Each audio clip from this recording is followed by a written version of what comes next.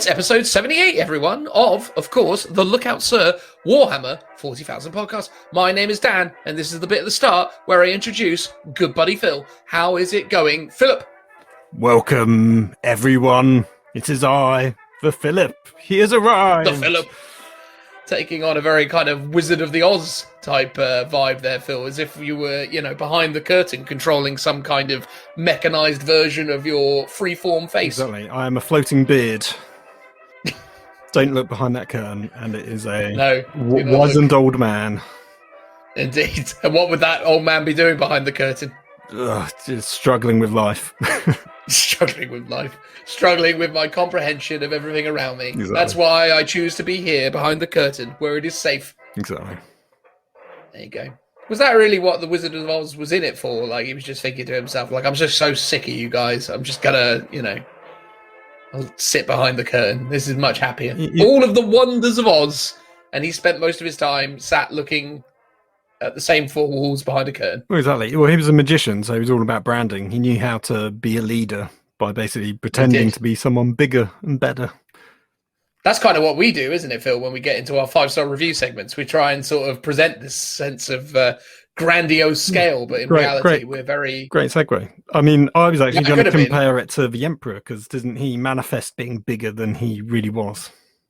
Well, he changes. Yeah. He changes his size dependent upon his requirements, I believe. But before we segue into that, Phil, you see, and why that wasn't a good segue is because we hadn't done the bit where we'd say what the show's about and then segued. So that actually was a really bad segue. Else. Please do. Please do. I need to be released from this at some point. I know. What are we doing, Phil? Well, we're talking about the new Warhammer preview, Faith and Damnation, I believe it was called. And then that is it. A sprinkle at the end. We're going to have some hobby chat as well. Yeah, it's a bit of a filler episode. We're not lucky enough to get early access to stuff. You say it's a filler episode. I think these so-called filler episodes are the best content, and the Codex ones are the chore and hard work where we've actually got to read stuff. It's true, but they're so much easier to do because it's so obvious what you're supposed to do. You're supposed to just give an opinion on a new thing. Whereas when you've got to try and come up with topics outside of the general flow of news and information, it's just a bit more of a challenge, I suppose. I don't know. We've got loads of ideas. I'm full of them. Exactly, we do. We do. Exactly. I'm sorry, Mr. Wizard of Oz, who is actually a magician, the magician of Oz. Let's get on to the 5-star review. Well, howdy, partner. These boys keep joshing us about with all their chitter-chatter about little plastic figurines. They've asked me to do this jingle for them. I don't know what they're talking about half the time. But anyway, now it's time for that 5-star review. Thanks for listening and enjoy the rest of the show. And let's all pray that it doesn't go on as long as it did last week. Yeehaw! This week's 5-star review comes from Apple Podcasts of Great Britain. Once again, from the Great Britons. A fine place to dwell, wouldn't you say so, Phil? Oh, it's very nice when it's sunny. Exactly. Which it has been in moderation lately, hasn't it? Indeed it has. Not too much, not too little. Just right, I would say. You don't want to get too used to the sun. Otherwise it loses its charm, right? Well, yeah, and it'll just, it'll make you sweat. And you don't want that. That is true. That is it.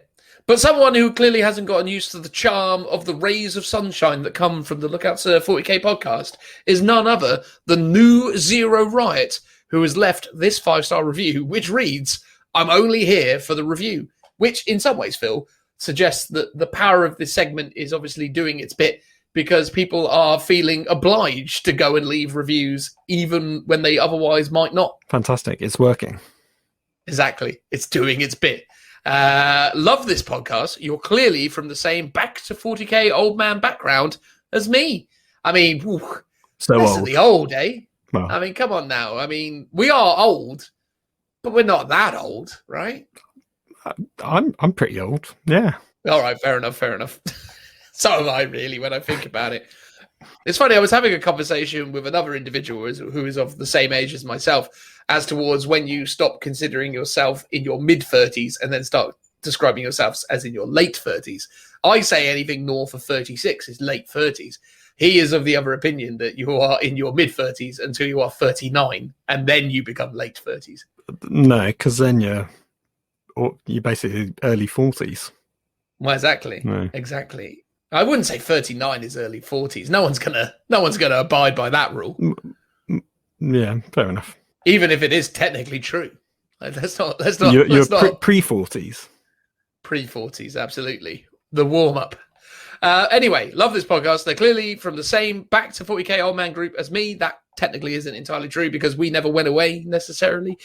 So we're not back to 40k. We're 40k through and through. No, I actually disappeared off a little bit and then came back. Yeah, all right. Fine. I did quite like the long podcast while I painted all night, as well as the rambles, though. Keep it humble. So there you go. And we do keep it humble, obviously. And obviously it's wonderful to hear as well that you're up all night painting. That's obviously a fantastic use of your time. So we applaud that series of decisions that you made there. And thank you very much for suggesting that we keep it humble, because that is certainly how we like to, put ourselves forward. Wouldn't you say so, Phil? It's like he doesn't know you. What do you mean doesn't know me? I try and keep it humble, for sure. I can't speak for you. Are you suggesting that I am not humble? You're the least humble person that I know. Get out. Get out. If you think about all the amazing things I've done in my life, all the incredible accomplishments that I've made, everywhere I've been, everything I've seen, hardly ever talk about it. All I ever talk about is that Knight of the Inner Circle award. Exactly. Yeah. That's the height of the achievement. That was the main one, wasn't it? Yeah. That was the main one. That's literally the only thing. Anyway, we won't get back into that side of things. Phil, why don't you say thank you to NewZeroRiot for having left us a 5-star review and noting your, humility. Clearly not mine. I thought you were going to say age there for a second. No. NewZeroRiot, thank you very much. Obviously, we are cut from the same cloth. Old men, wizened old, bearded, craggly men about to pass out from exhaustion, but we're still powering through late into the night painting models. Me here talking to you painting away, carry on. You can finish that model, whatever that may be. Get to it. Well done, and thank you very much. You took on almost a kind of political kind of rhetoric there, because for those who obviously don't get the privilege of seeing Phil as he talks, he was doing this thing where he's shaking his hand in a kind of addressing the points kind of way, much similar to how our Prime Minister tends to kind of, conduct himself when at some sort of lectern. Was that the intent, Phil? All hail the floaty beard. This is my new persona from now on. Is that how it's going, is it? Exactly. We're going to get T-shirts with floating beards. It's going to be a marketing genius. It will be. It'll be fantastic. Or maybe T-shirts that have upon them like one of those clear plastic rods, like a flying stand on which a beard is positioned. So as when they're wearing the T-shirt, the beard is out in front of them. Yeah, no, I like that. That's good. Although it would probably be easier to mount it to a hat than to a T-shirt. No, I actually just like the idea that a T-shirt has a beard on it with a flying stand attached to it, just illustrated. No, that could work. Yeah. That could work, yeah. It was just an illustration of a beard on a flying stand. Yeah, and then if we ever did our own tournaments, not that we ever go into, but then we could do a little beard trophy on a flying stand. We could. It all ties together nicely. Which would be fantastic, if not for the fact that only one of this ensemble has the ability to grow a beard. I am practically beardless. Well, you got to come up with your own, marketing gimmick. Mine is the floaty beard. You've got to come up with your own. Mine is the floaty beard. Yeah. Mine is my humility. Yeah, yours is the floaty humility. However exactly. you can describe that. How would I even begin to give that some kind of representative form? I don't even know. What was I going to say? The thing about being old, by the way, though, is I'm still looking forward to the time when you, me, and other assorted friends are able to go to gaming events like Salute and be the old men playing the Napoleonics. That's always been my dream. That's what I look forward to. Yeah, where we get basically be going in my grandfather's footsteps, because he used to have a nice Napoleonic war room, effectively. Mate, models. Can we get you totally need in your older years to make that Napoleonic war room? I'm sure it will happen. We can gather there in all our regalia. It'll be a wonderful time. Yeah. Beer bellies perched on the table. That's it. Well, there we go. That was the lovely introduction to the show. Thank you so much for the 5-star review. If you want to be super cool like NewZeroRiot, why not leave us a 5-star review in places where you can do that, and we will call them out on the internet and shill for you if you give us the opportunity to do so, because we have absolutely no standards or morals when it concerns these sorts of things. You write it down, we'll pretty much say it. So, yeah. Although maybe don't get weird with it. I feel like that's always the parameters, right? Yeah, I'm sure there's some, PG rating that the Apple review guide has to stick to. That is true. We do need to abide by the holy relic of the Apple code of conduct. For sure. There you go. Anyway, we're going to get on with the show now. Thank you very much, guys. Transitional noise. Woo!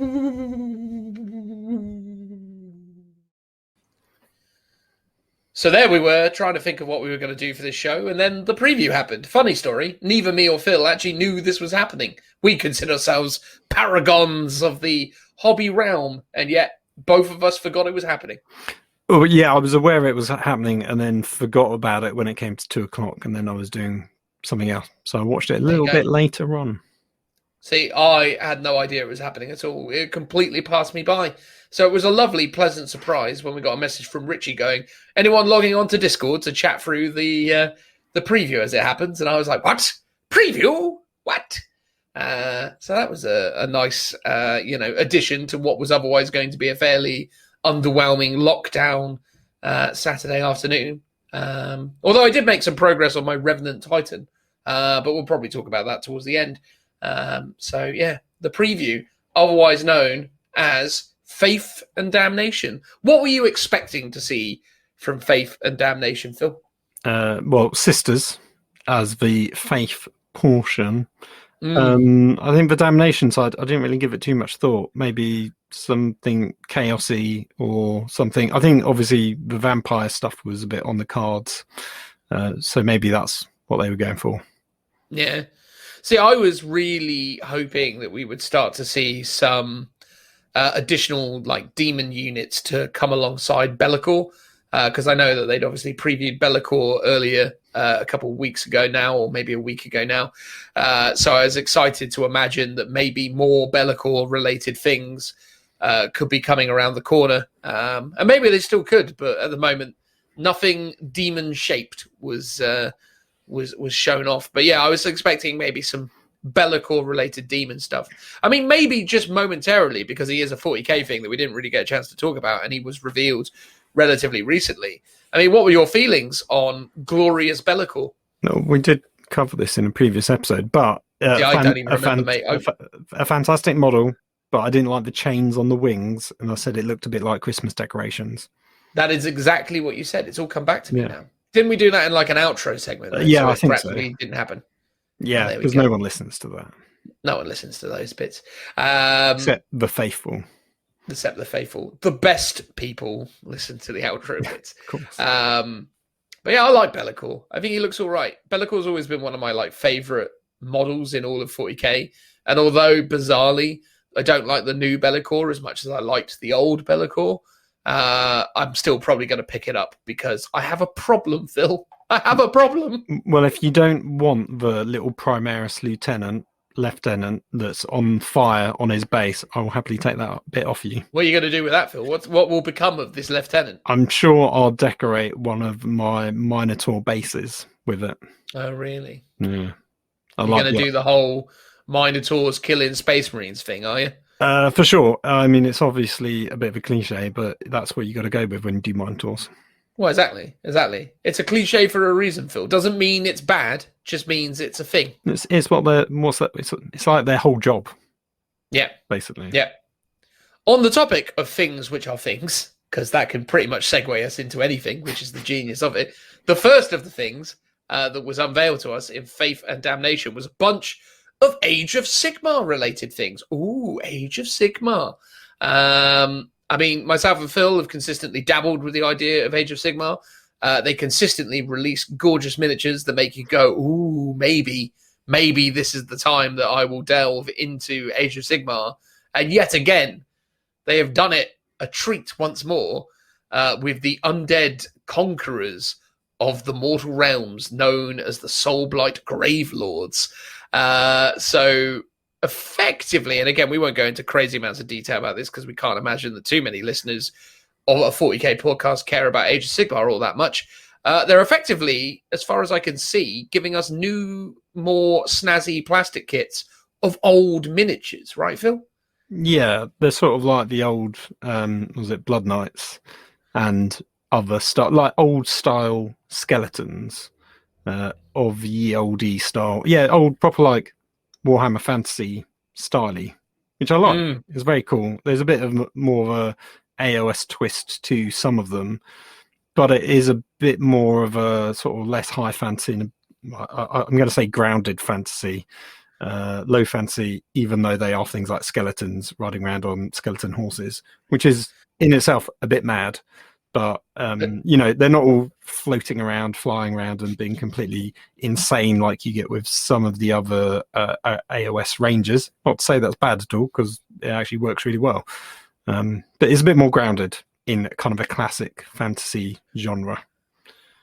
It's kind of interesting, isn't it, to suggest that when you've got reanimated corpses and skeleton warriors, that this is less fantastical than the sorts of things they've been doing in Age of Sigmar up to this point. It kind of speaks to just how absolutely over the top Age of Sigmar is when we can look at this and go, oh, it's relatively tame. Well, I mean, it's not a giant cow with a mountain on its back. Like, that is pretty out there as a concept. Whereas this, I think, is not that it is quite fantastical, but it's something we've all known and seen, and it's nothing new. It's kind of like a classic take, which I think is good, because I think AOS, they've done really well in terms of they've branched out in terms of new themes and new styles. Like the Caradron Overlords are dwarves on skyships. No one's ever really seen that before. So that's good that they've done kind of new stuff.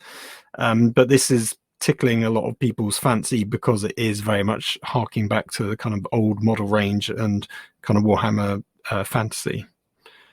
And I suppose with the fact that Warhammer Old World is on the horizon from the Forge World studio, actually having units like this in the Age of Sigmar range that could potentially go back into the Old World game system relatively comfortably is no bad thing, right? Because I mean, again, I don't know the intricacies of a vampire army versus what these guys bring to the table, but at a glance, the Blood Knight characters here look almost identical to the old style figures, and based on that, and vampires still being a very real faction within the old world, it seems reasonable to conclude that this would be one of the few newer kits that could be transferable back into that system when they come to release it. Yeah, well, I mean, even things like, the Fell Bats that they've previewed, they're like a classic unit, but the sculpts have always been just a bit on the ropey side. Awful. Things like zombies and skeletons, they're all classics, but the style of the skeletons is very different from before. They've kind of got a bit more of an Eastern European vibe going about them, which ties it into, the Cursed City game that's coming out. And I like how they've got all this stuff that is sort of tied in together. I mean, it's just a fantastic range. Like when the Nighthawks came out, I was like, oh, I'd really like to do them. And then when these come out, I'm like, oh, geez, I'd really like to do these. But I sort of know I just don't have the time in the world to do it. Maybe one day. That's it. One day. I mean, the fact that they've finally got around to giving us a new plastic zombie kit is incredible. I mean, looking at it, and again, without knowing for sure, but looking at it, it looks like we're dealing in relatively monopose sort of single sculpts, as it were. Like, obviously, there's going to be an amount of assembly that you're doing, but it doesn't look like, at a glance anyway, that these kits are going to have a great deal of variety to them. I think they're going to probably have very similar kind of build requirements as the 40k Poxwalker unit. But what is good is that these would make a really great addition to your Poxwalker collection. And I imagine vice versa if it wasn't for the fact that they had a bit too much sci-fi mumbo jumbo on them. Yeah, I mean, with the Poxwalkers, you could potentially shave a few bits off. I mean, they've got a few little trinkets and like the trousers and boots look quite modern. Whereas these, I mean, you could just take the graves out and they would probably work as like poor citizens. And I'm sure we'll see some fantastic conversions of people just turning them into like the dregs of humanity. Like there's some of them that don't have their flesh falling off could just be painted up with a nicer flesh tone and look a bit more human, like the lady with the hammer, for example. If you just took the bits of trees out of her, she was just like a human wielding a hammer. So there's plenty of conversion options here for sure. What do you think the logic was with them putting all these like tree bits around them? Because I saw that a lot with the Poxwalker and other Nurgle designs, that the Poxwalkers have got all these like bony horn like spikes coming out of them. So I don't know what it is about GW Design Studios and their sort of love affair with slapping pointy bits on zombies, but it seems to be a relatively consistent trend with how they do this. Well, I think with the Poxwalkers, it's meant to show like their chaos mutation, so they've got like tentacles and gribbly bits and stuff all coming out of them. With these ones, it's like they're buried in the ground, and then things like trees and plants have grown into them over the years, and then they've kind of been resurrected and they've come out of the ground. And in some cases, they've still got things like the graves on them, and you've got like the top plank of the coffin, and that's why they've got these tree bits grown into them. I'm not a huge fan of all of those bits. I think it is a little bit messy, especially when it's like the whole range is like that, right? So if you had like one or two that were like that, and some were just a bit more like classic zombies, I think that would be my preference. I'm sure you could quite easily just snip bits off if you didn't want them, or get rid of the graves if you wanted to take them off. It is an interesting visual style to make them very distinct, though, by having them with these trees and graves on their back and stuff. Yeah. No, I absolutely agree with you, mate. And I think, for me, it's sort of an odd design decision, but yeah, I was curious what your perspective on it was, based on the fact that you saw similar types of things for the Poxwalkers. The changes to the bats is really good, though. I mean, that old bat kit was a bit so seeing the changes there is really cool. So that's probably enough about them. Are you likely to, give in and play Age of Sigmar now that these guys exist? I'm still going to say no, although I will obviously pick up the Warhammer Quest, so I've probably got half an army there right away. But I've also still got like a Lizard Man army, so or Seraphon as I should call them. So if we ever do dabble into AOS, I've got options. You got options. Continuing in the theme of AOS, they had a Warhammer Underworlds announce for the Canaan's Reapers, or Canaan's Reapers. Whatever the case, it is a, what are they called? Bone Reaper? Fantasy Necrons, you mean? Fantasy Necrons. The Aussie Bone Reapers. That's them.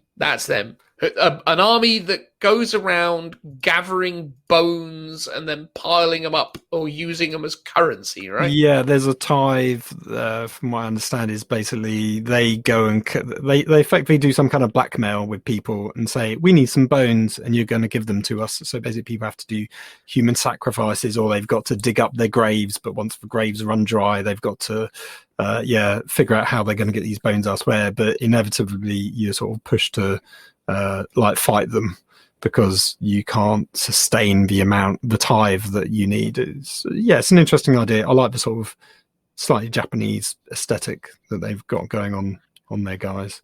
Yeah, they've got some beautiful miniatures. I think their rank and file guys struggled with a very kind of static look, but they had some really interesting character units that looked really quite gorgeous. And this new big dude that they've added is absolutely stunning. I mean, the conversion potential for the big man into the Nightbringer specifically was the first thing that came to mind when I saw this guy. I was like, wow, if that has got Nightbringer written all over him. Well, you could easily turn him into like a Necron Lord, I think, just with a bit of a head swap. And maybe filing off a couple of the bony bits that's kind of sticking them out, and to smoothen him off. And then, because like I said, they do look a bit Necron-esque as it is. Yeah. I mean, this guy has so much potential for kind of conversion opportunities. I did also think that potentially it can make a really good Drakari grotesque. I thought that could be a really good option for it as well. Because the kind of the skin skirts that he's wearing is very appropriate for that. Yeah, very much so. And I mean, again, I think very, very easy to do a head swap on this guy with one of the masks from the Talos kit, and then maybe add in some extra little kind of like gribbly tubes and bits to it from that kit. And I think, I mean, again, obviously I'd need to see the size of this guy in reality, but yeah, at a glance, I was like, I reckon that could be a pretty great grotesque. Yeah, I think so. Yeah, no, totally agreed. So beyond conversion potential, I mean, you dabbled with Warhammer Underworlds, Phil. Is that something that you're still playing, or are you pretty out of it now? Obviously, no one's playing anything at the moment. I think but I sort of played Shadespire, completely skipped out the sort of second one, and then got back into Beastgrave for a bit. I think the problem with it is it's really hard to keep up with the kind of card collecting aspect unless you're literally buying every single box to get every warband and every card set. So to sort of do it competitively, it's like I have no interest in it. But the people I would play with locally, it's just like, yeah, we're not cycling out cards. We're just going to bring some old decks and old warbands, and I'm totally fine with that. I think the churn rate, like every year they bring out a new box, is in a way it's actually detrimental for someone like me, because it feels like, oh, to get back into it, you need to buy the brand new box to get the latest rules, to get the newest sort of board that you're playing on. It's like, I just don't want to do that, because the amount of times I get to play it isn't enough to justify that. But if you are someone that is solely into it, like our good buddy Sean is, he would totally be buying everything and getting all the latest stuff and be quite happy with that. Yeah. I don't know if Sean's even buying everything, though. I think he's relatively comfortable with being bad at it. He just likes collecting the warbands. He was saying that he uses them more as like, I don't know, just breaks in painting Ultramarines, right? Like it's more of a palette cleanser, if you will, where he's like, oh, I'm just gonna do a bit of this as a project. Richie as well. Richie's done a lot of painting of these warbands, and he really enjoys it. So yeah, I mean, I can see the appeal. I mean, there is a temptation in me to pick up this box set purely for that one absolutely spectacular miniature, that centerpiece fella with the big axe. But yeah, I'm not falling over myself to do it just yet. But it could be a cool option, and it's nice to see that the actual Reaper models themselves are a little bit more dynamic here. I mean, the only real experience I've had with this army, or the only real sort of thing I've seen of it, is when we went to Warhammer World and they had that absolutely amazing diorama where it was like this big, like tomb area where the guys are gathering all the bones together and throwing them down a pit. So they had like some thralls or whatever, delivering the tithe, and then it was all kind of like perspex and see-through at the bottom, so you could see all the bones gathering up. Nice. Do you remember that? I don't think I do, actually. You were definitely there. I'm sure I have seen it, but I don't actually recall it. That's the thing, isn't it? You see, it's been so long since we've been around that place. It's all gone out of your head. Well, exactly. It's been over a year, so that's saying something. It's been over a year, mate. Terrifying thing, isn't it? Isn't today the day we're recording, the anniversary of our lockdown? I think so. Yeah. Yeah, I think this is when the lockdown began a year ago. Crazy times. On the topic of crazy times, I could only be talking about Necromunders, Faith, Fire and Fury. The finest gang in all of Necromunda has come back to us, and I can be speaking only of the Redemptionists, the weirdly, overly zealoty versions of the House of Cawdor, have returned to the Underhive to start, kicking up a ruckus. What do you reckon of these Redemptionists, Phil? Pretty mad good. They're bonkers in terms of how, like, one of them is trapped. His face is like in a cage that is set on fire. I love it. Yeah, it's very cool. It was. I really actually quite liked the Redemptionists back in the days when I was playing Necromunda years and years and years ago. I had a Redemptionist gang. I thought they were a really cool selection of minis. They had this really crazy dude wielding a chainsaw with a flamethrower on the underside of it, which they've beautifully brought back.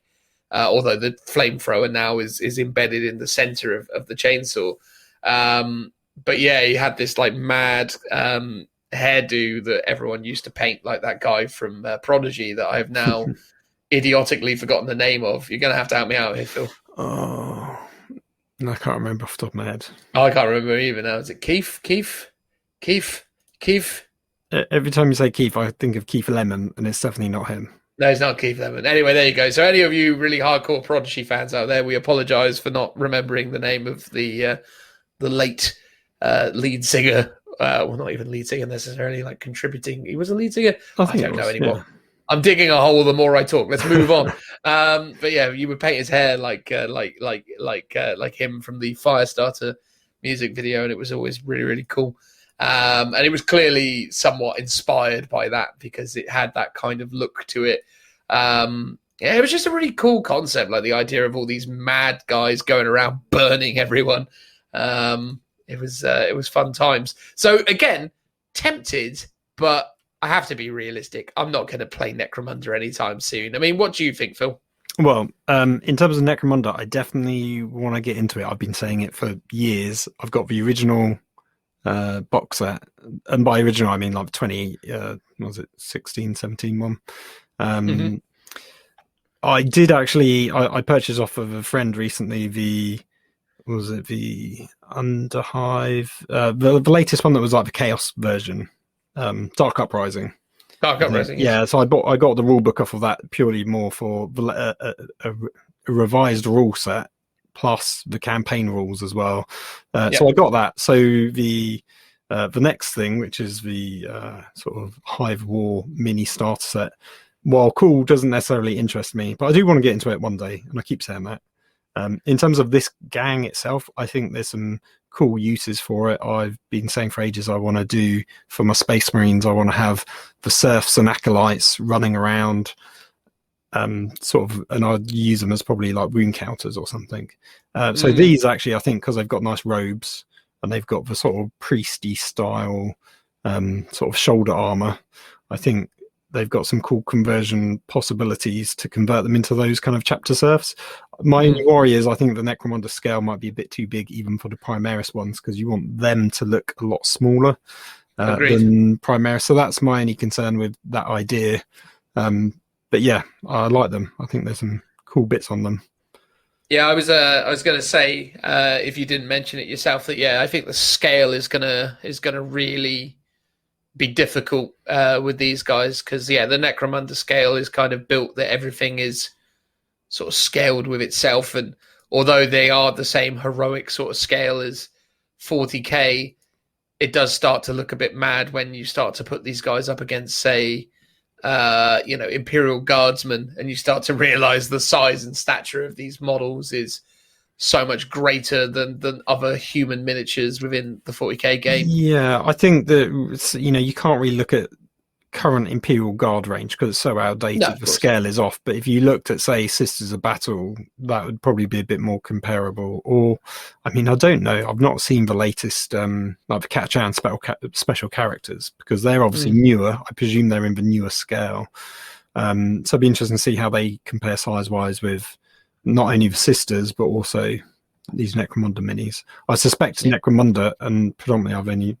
Actually, I'll tell you what, I think the Escher gang is similar size, if a touch bigger than Sisters. Whereas, obviously Goliath's going to be way too big. But then they're not. They're meant to be big. Yeah. But they're not meant to be as big as a Space Marine. I don't know about that. They're meant to be gene forged, so they're meant to be pretty... What, a Primaris Space Marine? How tall are they these days? 20 feet or something? A regular Space Marine is supposed to be, 8 foot? Or 7 foot? I thought it was like 7 and Primaris were 8. or something. See, I thought it was 8 and Primaris are like 9 or 10 or something. No, maybe. I mean, Primaris... But again, they've kind of given up on the old Primaris narrative of they're bigger, stronger, better. They've just sort of gone, yeah, they're Primaris. They're like Firstborn, but Primaris. Yeah. They kind of given up on the initial kind of spiel. It's interesting the things that they sort of don't say as much anymore to just kind of sweep it under the rug. But yeah, on the topic of the Hive War box set, I mean, it's fine as long as Games Workshop doesn't put an absurdly large price point on it. It seems like a perfectly good way to get into the game. The rulebook is in there, which is obviously great. Obviously based off of the previous performance of Kill Team, having a rulebook in a starter box set is a fabulous novelty. It's got plenty of the Zone Mortalis terrain, at least enough to populate the very small board that it comes with. And that Zone Mortalis terrain is absolutely spectacular. Yeah. Expensive, but spectacular. And the fact that you get the Escher and the Delac gang is pretty cool. Delac is a spectacular gang as well. I used to have a Delac gang as well back in the day when I was playing Necromunda in the 90s. I was really excited about the potential of playing Delac in the new Necromunda, but when I saw these sculpts, I was like, nah, they're not doing anything for me. I don't think they're that bad. I don't think they're that bad. I think they're fine. They just don't have that. They don't embody the same kind of spirit and identity that the gang used to have in the old 90s version. In the old 90s version, they were like mad skinheads. You know what I mean? Like they had like big, like Doc Martens and like, turned up leather jacket type of vibe. They were very, they had a bit of a sort of, I don't know, they had a bit of a something about them, which was a bit kind of, quintessentially kind of like British, thuggish kind of appearance. They looked like, punk skinheads with who just ran around being Larry while wearing goggles. Whereas these guys look a little bit too miserly, would be the word I choose to describe. Yeah, fair enough. I didn't necessarily get the punk vibes from before. I thought they were very much inspired by like Dark City, where they were all a bit emaciated and skinny, and yeah, it seemed pretty chunky. Maybe they were. I think they were back in the day. I mean, maybe I'm misremembering. It's been so long since I've seen this classic sculpts. I've just done a quick do you know, Google search. Do you know what they do have in this? What do they have in this? They've got blast markers and templates. And we were fondly recalling how much fun they were. And I was thinking about it earlier today, actually. I was like, in a large war game, maybe they're not really that suitable anymore, because you're arguing like, can my template fit 10 of your guys underneath it? Whereas in this game, it's like at best you're probably hitting 2 or 3. So there's less of those arguments about what is really under that template. I mean, maybe current Necromunda players can tell me if I'm right or wrong on that, but I imagine the sorts of arguments that you got when using blast templates in 6th and 7th edition 40k won't be happening in Necromunda by the very fact that it's a bit of a skirmish game. So maybe it's a good way to tickle that itch to get those templates back. Yeah, so no, I'm looking at the images of the old Delac gang now, and it's less of a sort of punky vibe, more of a it is just really more of a like skinhead type vibe to it. So maybe that's why they had to kind of get away from it. They probably were like, oh, maybe that's not what we're going for. Yeah, I think they've tried to modernize them all and give them all a bit more of a unique take rather than just being a bit of a trope, which is what they were before. They were sort of cool before. I liked the look of them. I thought they were interesting. Yeah, I like the idea of the box, though. It's a bit of like the 40k Command Edition. It's a bit like that for Necromunda, a bit more scaled down. I'm almost surprised that they did it with either gangs at all, or just I get that they've done it with both gangs, because even in Command Edition you get 2. But I'd almost prefer it to see like a box like this with just one gang, but there's like 8 versions of it. So I pick which gang you want with it. Yeah, but that would be a nightmare from like stock management perspective. Oh no, I know. I'm sure. Yeah. Unless, of course, you did some kind of like soft bundling mechanism where you just bought the gang that you wanted, and then they just bundled it together at the till point, and we're like, there you go, and there's your, But yeah, Because often, like, if you're splitting these things, sometimes the other person wants a rule book, so it's like, I just have to buy that extra, and then we're splitting the cost of that one. Whereas, I mean, they obviously know what they're doing; it works. exactly. They know where they're at when it comes to all of this, selling small toy soldiers stuff. They've been doing it for a while. But Exactly. And speaking of which, in terms of something they've done really well, the next one, Glory to the Omnissiah. So they've got this new AdMech commander, or Skitarii commander even. Did you see, Phil, in the trailer that they had put a bunch of like binary code which translates into April? Yes, yeah, I'd seen someone translate that.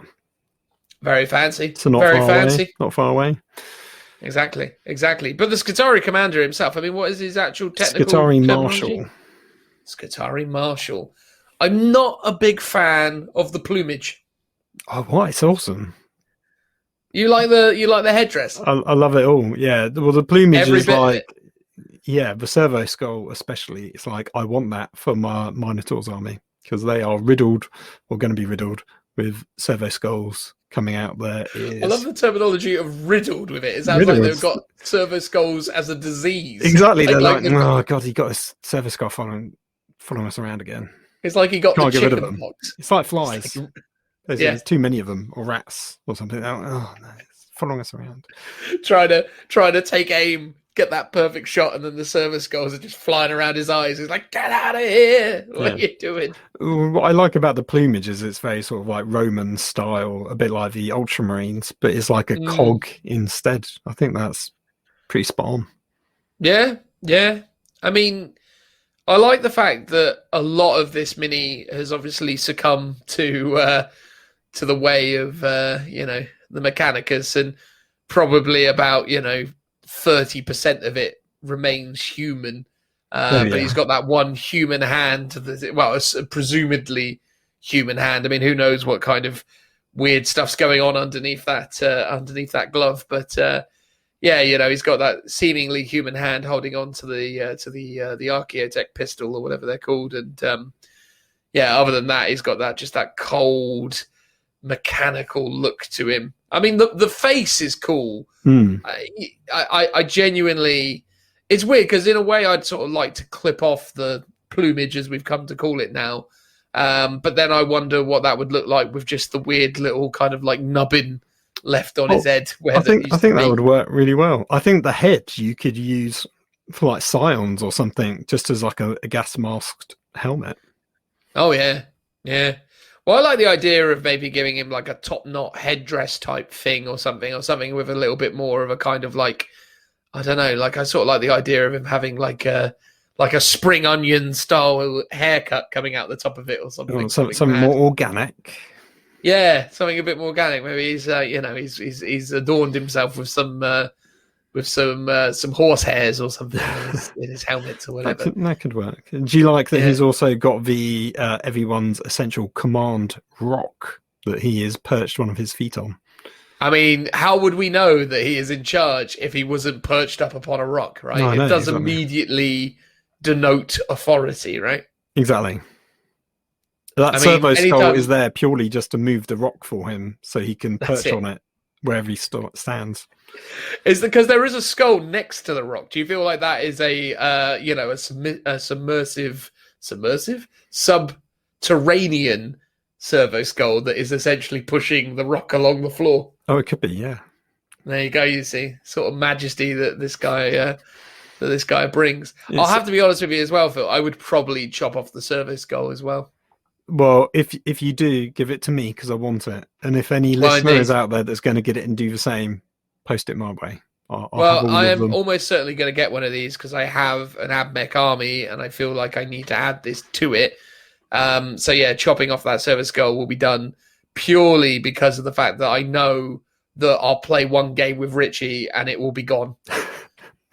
I've got a couple of servo skulls on mine, and I think the first game I played with it, I managed to knock the servo skull off and snap it. So I've used extra super glue this time, and hopefully it will survive a bit longer. I trimmed all of the iron halos off my blade guard for the same reason, though. I was literally like, these will never stay on. Why even bother? So they all just got chopped off straight away. Because like, there's just things when you look at miniatures where you're like, yeah, that's never going to last. Gone. Yeah.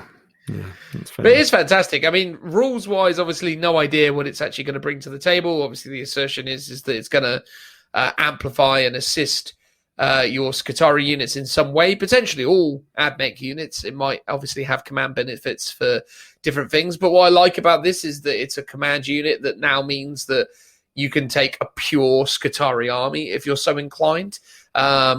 Those who haven't been playing 40k for too long may not know, but Skitarii originally were their own standalone codex before 8th edition, in fact. So it was Skitarii, then they released the Adeptus Mechanicus book.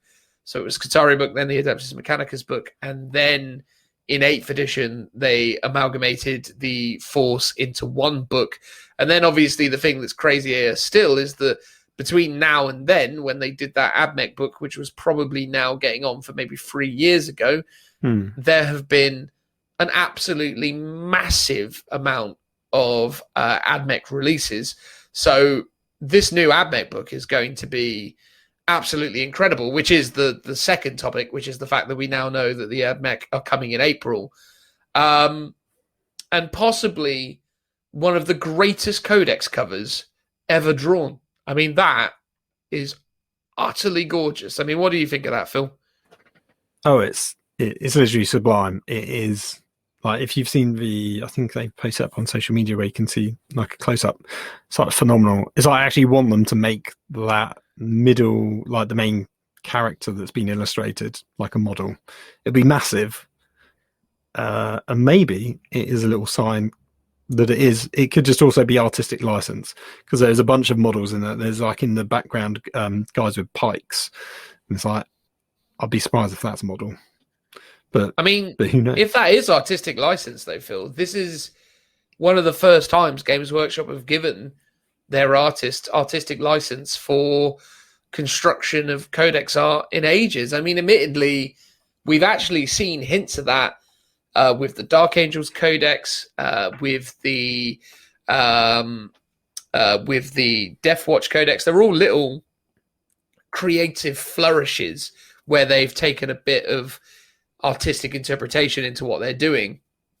But this is easily the most obviously sort of overtly creatively free image that we've seen for a while, where it's just got so much going on. And yeah, okay, fair enough. They've made sure to get the Skitarii Ranger Lord Man thingy that I've just forgotten the name of already. Thank you. Yes, the Marshal, whatever it was. Yeah, they've got him in not too far off the foreground, but everything else is just so grim dark and so kind of I suppose symbolic of the Imperium. I mean, just all of the mixture of all of the kind of body horror and all of the sort of mechanical elements mixed in with all the human elements, and it is absolutely spectacular. It's like sort of John Blanche cracks up to 11. It's very similar in style actually to his famous Sisters of Battle artwork, with all the crazy Adeptus Ministorum priests in the background. It's got that very similar vibe to it, with all these guys in a bit of a procession.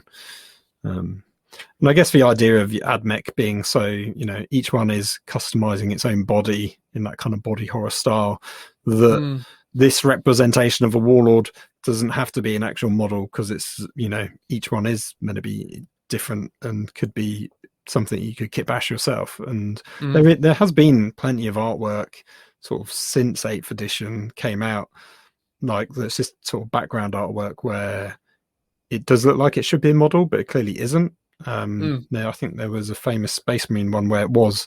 I want to say it was like a Raven Guard illustration where I think he had a chainsword and a storm shield, but clearly Primaris, and everyone was like, "Oh, we're going to get assault intercessors." And it's like, well, we do, but they don't have shields like that, and they don't have shields, and it wasn't a blade guard either. So they have taken artistic license in the past, and it's been sort of been allowed, which is odd, because there was definitely a time when it was like there was no illustration that did not represent a model that existed. Oh, even to the point that they more or less had to replicate the environment, so they had to pretty much use like 40k terrain, like official terrain, as like the backdrops, as it were, for everything. It was, well, I don't mind that to an extent because it does tie it all in, but sometimes it's good just to see sort of someone go a bit wild like this, and it's just fantastic. Yeah, absolutely. And as I say, we have seen those little creative flourishes in other areas. Like, even as I said, like the Death Watch. The Death Watch has an image of a Primaris intercessor wielding a storm shield in the form of one of the old Death Watch storm shields. You know, those kind of like long Death Watch style storm shields. You know, that is not something that comes in the kit like that. It's not entirely obvious what weapon he's wielding, although it potentially looks like it could be a mace or a thunder hammer or something of that ilk.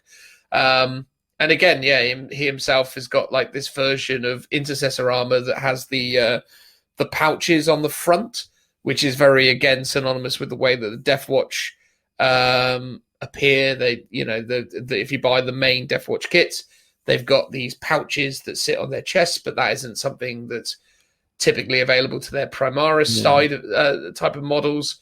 So they do and have illustrated creatively up to this point, but this is one of the best. I mean, the thing I love about this image is it's just, as I say, so incredibly kind of evocative of the setting, and you can imagine when you look at it and you spend time kind of observing it, words, you can just see all the layers of detail and depth to it, and you get such a great sense of the kind of grim nature of 40k, and you know, you start to speculate what it must smell like to be somewhere amongst all of that, you know, mesh of humanity and machines, and pretty horrid.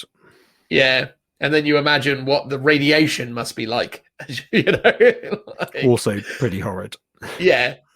I mean, this is pretty. You know, this is not something that is all that in favor of you know, securing you a long life. It's probably not the best place to be, but no, love it, absolutely love it. I think on that note, like the artwork in 9th edition has just been like, the 8th edition artwork was fantastic, but this is like even better. Like they really cranked it up another notch or two, and it's like it's even more grimdarker. It's much more visceral. It's much more, like I said, body horror, really dark.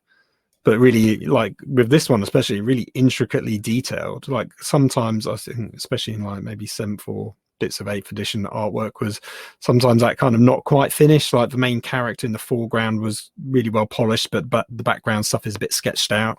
Whereas this is like a fully realized piece of artwork.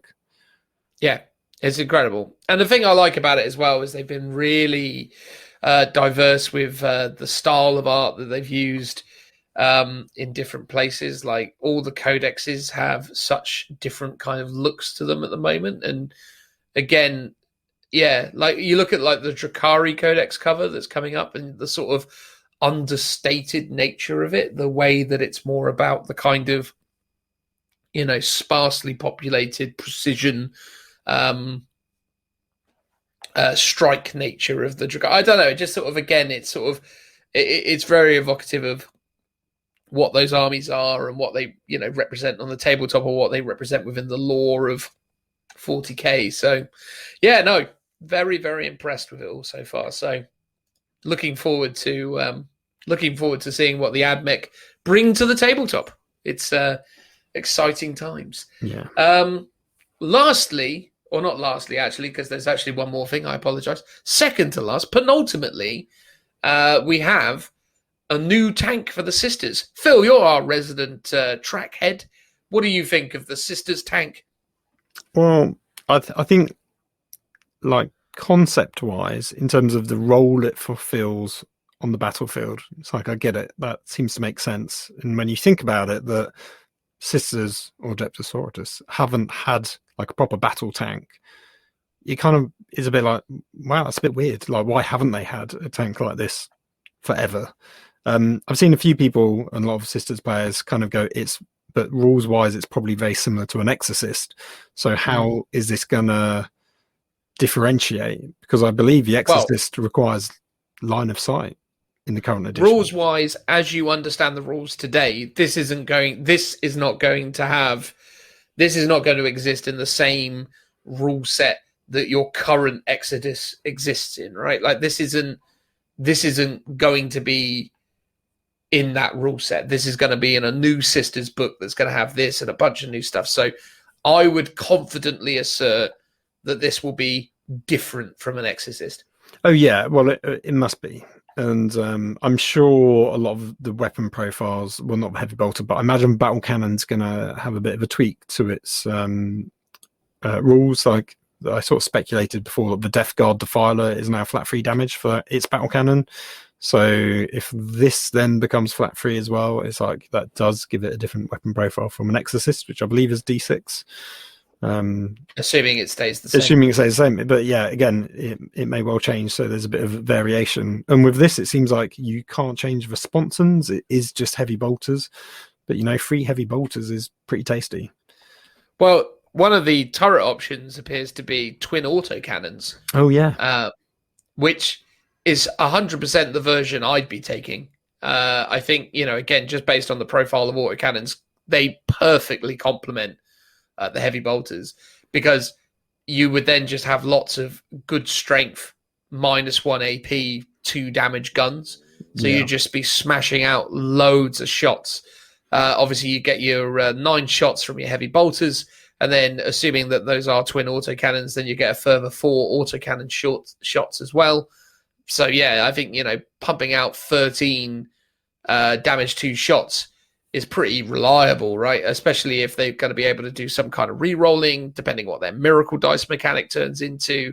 The fact that, potentially this tank has the potential to roll up on an intercessor squad and, wipe it from the tabletop in 1 round of shooting is certainly nothing to be sniffed at. I think it's got potential. Yeah, for sure. Because I think in the live stream they were saying, it can just sit back and shoot, sort of be a backline vehicle. But I think, with a lot of tables and the way line of sight and terrain works, it's like you do need this to be rolling around going forwards.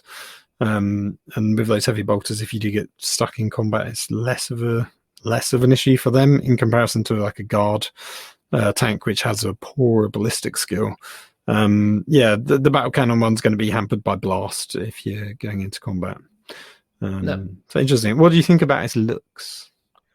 I like it, mate. Like, I genuinely really like this tank. I know I might be in the minority at this point, but I think it's actually really nice. I think the Rhino chassis is a classic, really beautiful 40k, concept 40k kit.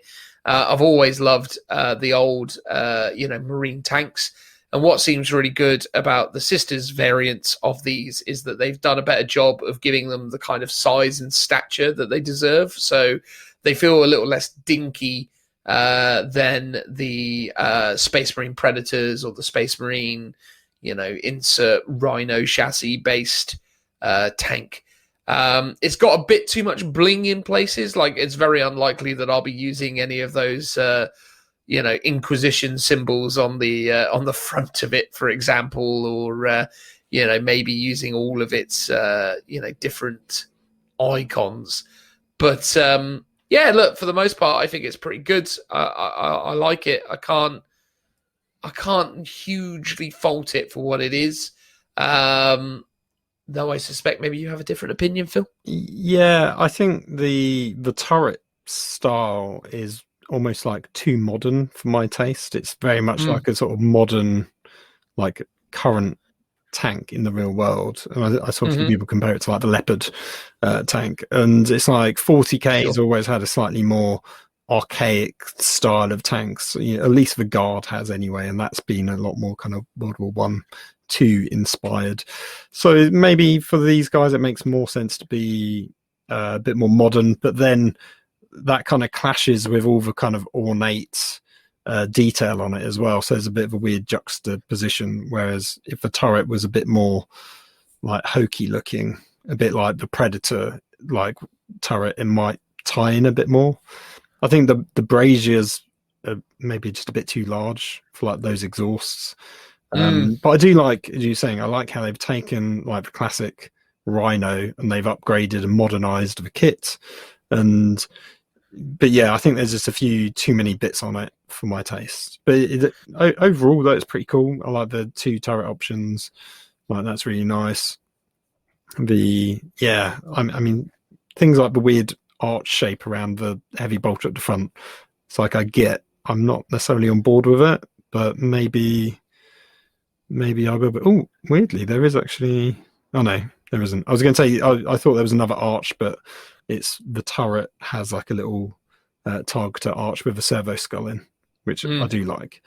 Well, again, you get a second arch if you're running it with the twin autocannons, but yes, yeah, it'd be interesting. I think it's one of those things where I initially don't like all of it, but then probably once I've seen it in close in person, I'll probably be like, oh, it's fantastic.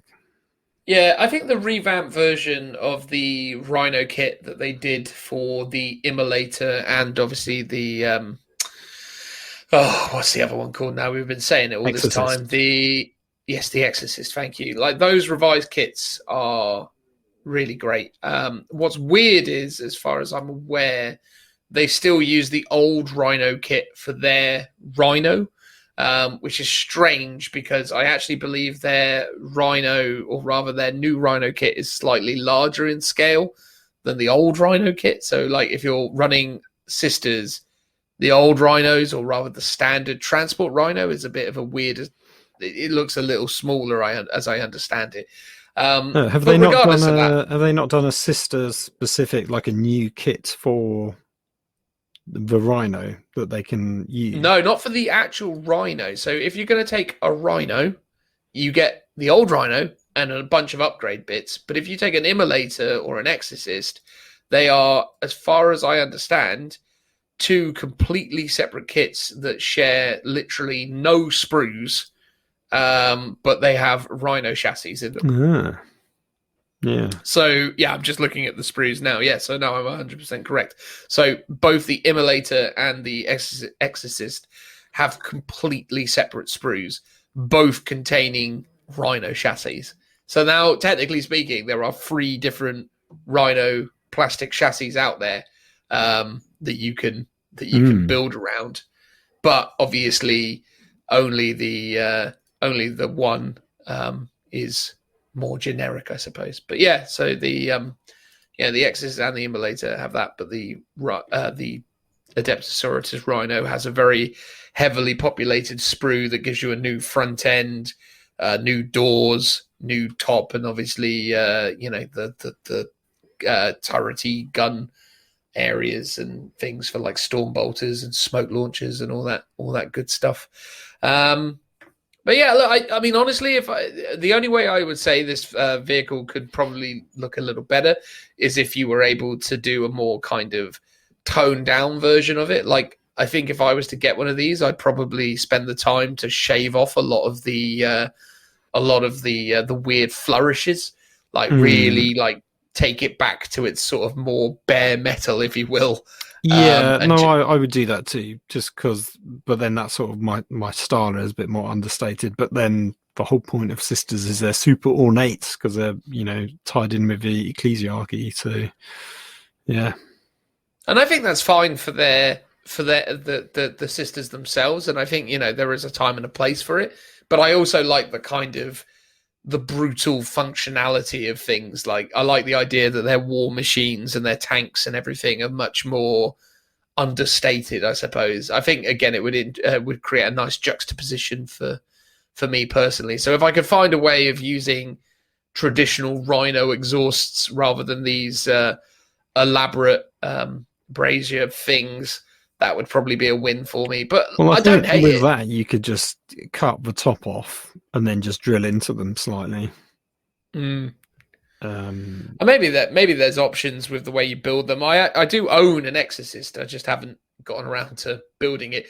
So maybe there are options and flexibilities in there in terms of how you can approach that. But no, I like it. I think the Sisters needed something that wasn't just the Exorcist and the Immolator. I think they needed a bit more selection. And again, for me personally, I mean, I would love for my Craftworld Elder to, my preferred army, the Craftworld Elder, to get the sort of support that the sisters have been having over the last couple of years, because they've just had so much great stuff released for them. So much so that now, I mean, if you think about it, Phil, for a very long time since you came back to the hobby, loads and loads of people were falling over themselves to get Plastic Sisters. Like Plastic Sisters was one of the most hotly requested, one of the most anticipated things that Warhammer Games Workshop were ever going to do. And now we're at a point where they're unhappy with the Plastic Sisters that they're getting, which is hilarious, isn't it? Right? Yeah, I think maybe it was because lots of people from that teaser sort of silhouette, people were expecting it to be the Repressor, which is like a classic Forge World transport. So maybe that's why people are upset, because they're like, oh, I don't need this. I've got God, even I've forgotten the name of it now. The Exorcist. The Exorcist. Sorry. So I think once they see the rules, I'm sure they'll be like, oh, wow, I get it. Now there's an actual reason to take this over the Exorcist. And it's only until that happens, people will maybe settle down a bit. But as you said, like, it makes complete sense that they've got a tank like this. Guard have got a tank like this. Space Marines have several tanks like this.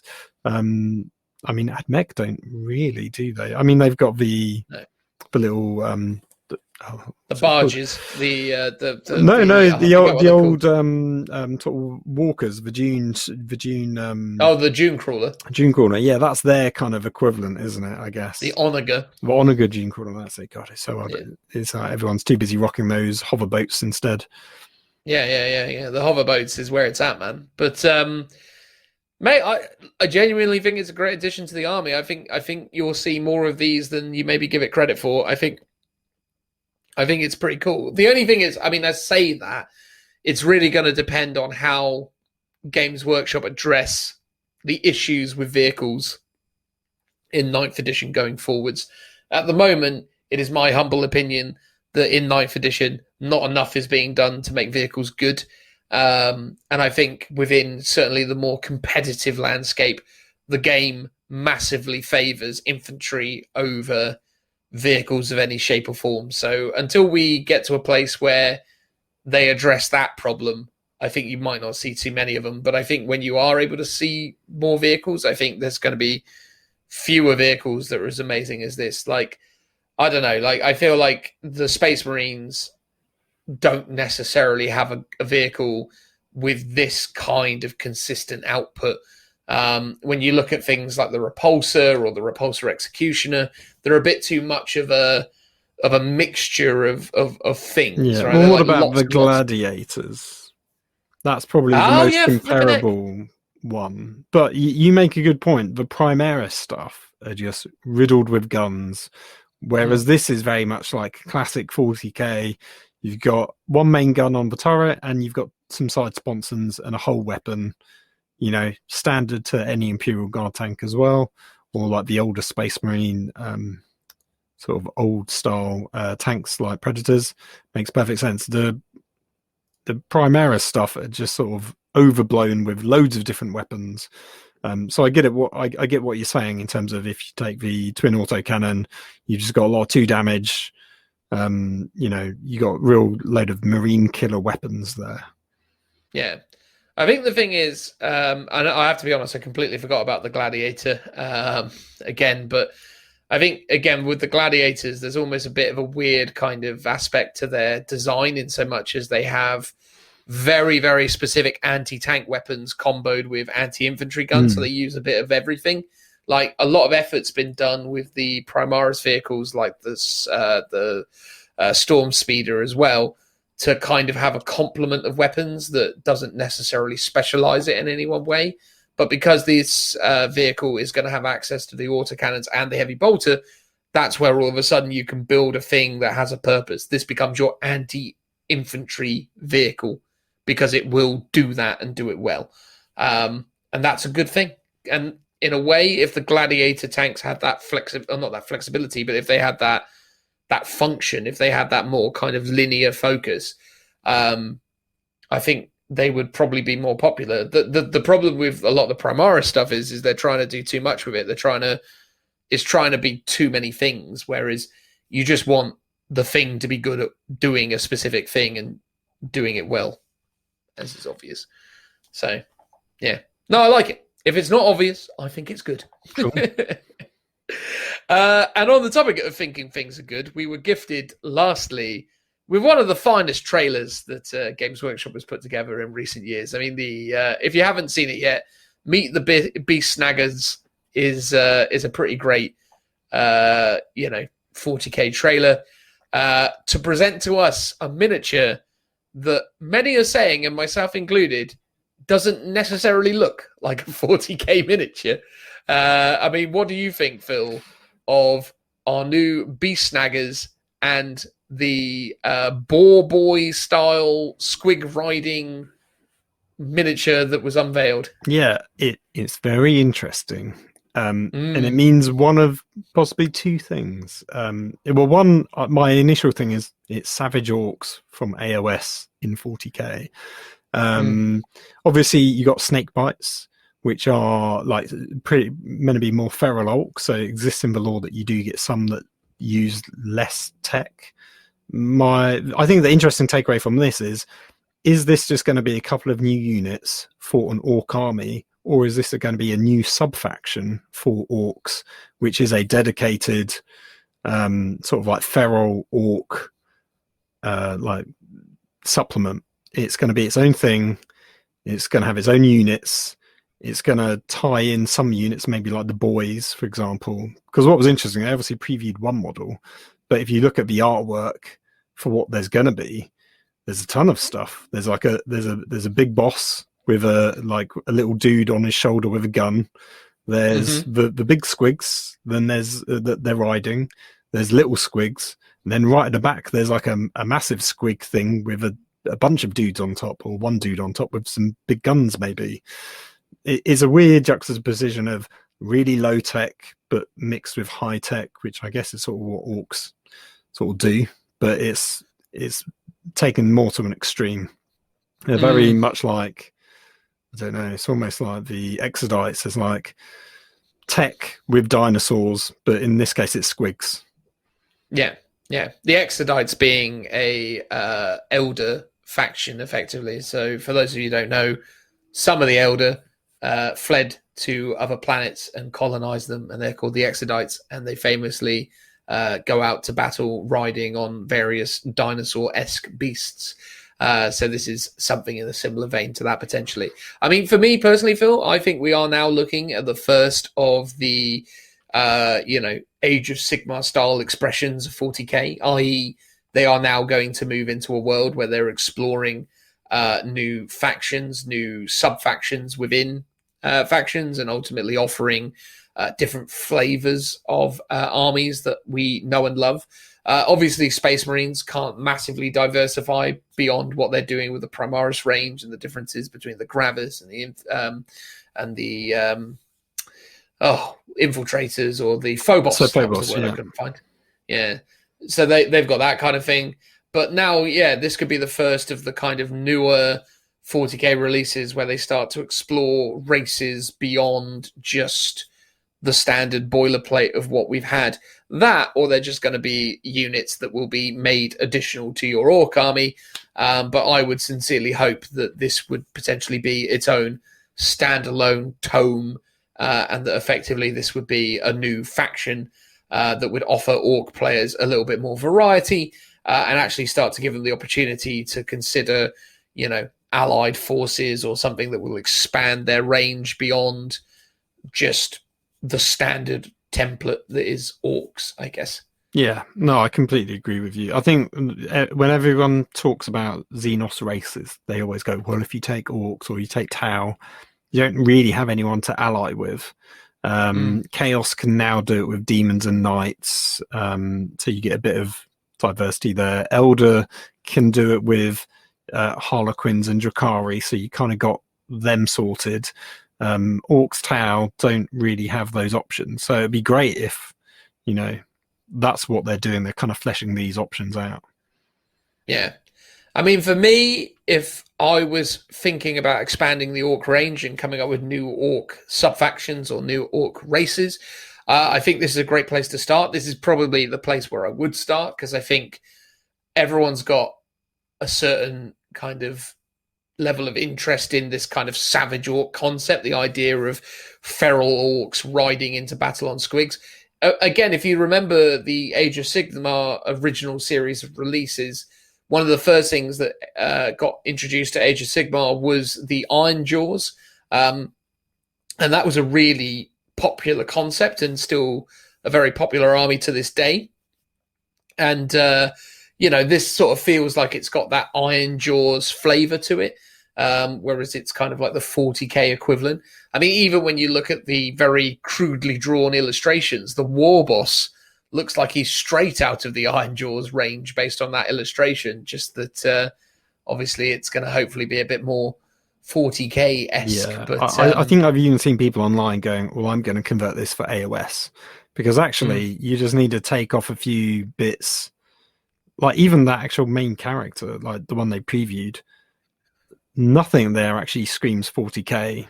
Like the armor, you could just paint it up slightly differently and it would look quite suitable for AOS. Oh, in fact, actually maybe the grot guy, his weapon's got like a spinny axe, like chain head for on the it. actual. The main guy's got like a rocket thing stuck to his. Right, yeah, no, I see it. Yeah, take those little bits off. It's like AOS compatible straight away, and I wouldn't be surprised if they've not done that deliberately, but knowing full well that there's some cross compatibility with some of these kits, at least for people wanting to convert them up. Well, that's the thing, right? Because when you look at like the Iron Jaws range, for example, there's just so many like potential options now if you're going down this route to start to introduce that cross compatibility. And already with the Orc range, I'd say the Orc range is probably one of the most consistently cross compatible when it comes to people using Age of Sigmar models in 40k. The amount of people that I've seen using the weird knob shaman as their weird boy in 40k armies is, I mean, it's pretty much everyone who's got a weird boy is using that shaman. Well, I think there's two reasons. One, because the models are so cool and relatively compatible, but two, a lot of the 40k stuff is so old and a bit rubbish that they want to use newer sculpts elsewhere. But I think squigs is such like an ultimate, like, I don't know, such like a meme. It's like everyone loves squigs, like they're cool, right? So why not do a squig army for 40k? And that's what this effectively is going to be. I hope that this is a bit like Gene Stealer Cult. It's like, here's an initial release this year, and then in a year's time, there's another ton of models to flesh out the range, because that seems to be their kind of go-to model now when it comes to doing new factions. And I really do hope it is a new faction, and that this will be the first of many. Yeah. What else would you do with the orcs, though? What other things would you do? I have a suggestion, but I'd love to hear what yours is first of all. Well, you could go down the route of grots, and obviously you've got grot tanks for Forge World, but you could, do plastic versions, flesh out a grot army as its own standalone thing.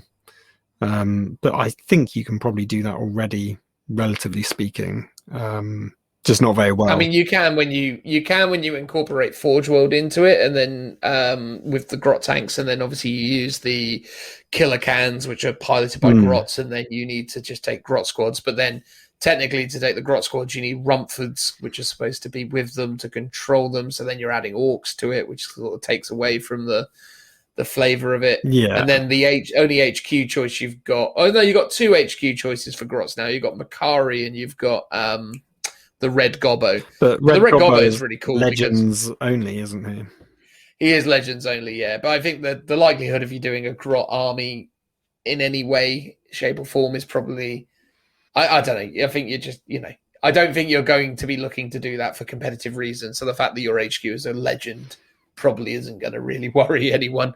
You know what I'd love to see, Phil? I'd love to see them introduce some units that could be bridges between the forces of the orcs and the armies of the Imperium, specifically introducing some newer versions of the old Digger Knob clans, the human scientists who were on Gorka Morka, who essentially succumb to all of the feral madness of the orcs, and essentially take part in all of the clan warfares and start to kind of mimic orc behavior. So I sort of like the idea of bringing like some human orc type hybrid units into the game. So there's maybe a bridge that you can then start to utilize aspects of the ranges of the Astra Militarum and things like that. So as to bring those elements in potentially. Imagine if they did Gene Stealer cult orcs, and then you can have orcs with Gene Stealer cult as a thing, maybe, but you could have Gene Stealer cult humans and Gene Stealer cult orcs together in some weirdness. With the Gene Stealer cult, because Gene Stealer cult theoretically, there's no reason why a Gene Stealer cult couldn't necessarily take root in an orc population, or is that just too unless they made out the whole kind of breeding and the sort of generations that the sort of patriarch works are fungus, in. right? Yeah, so I thought there were old models that were Gene Stealer orcs. Yeah, and I'm sure you even had things like Chaos orcs as well, but it well, might technically the biomorph, not the biomorph, the biovore, that's apparently a NID based off of orc DNA.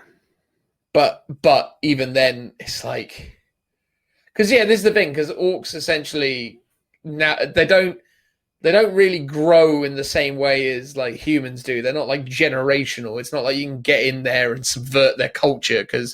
And also as well, I think because obviously the history of the orcs is they're a race engineered by the old ones to be like really good at like being numerous or being like warlike, but also like they're really resilient to like psychic stuff, and they're really resilient to lots of things. So I could imagine the Gene Stealer cult wouldn't really take root in the orcs, because they did used to exist. I'm just having a look now. There were orc Gene Stealer hybrid models.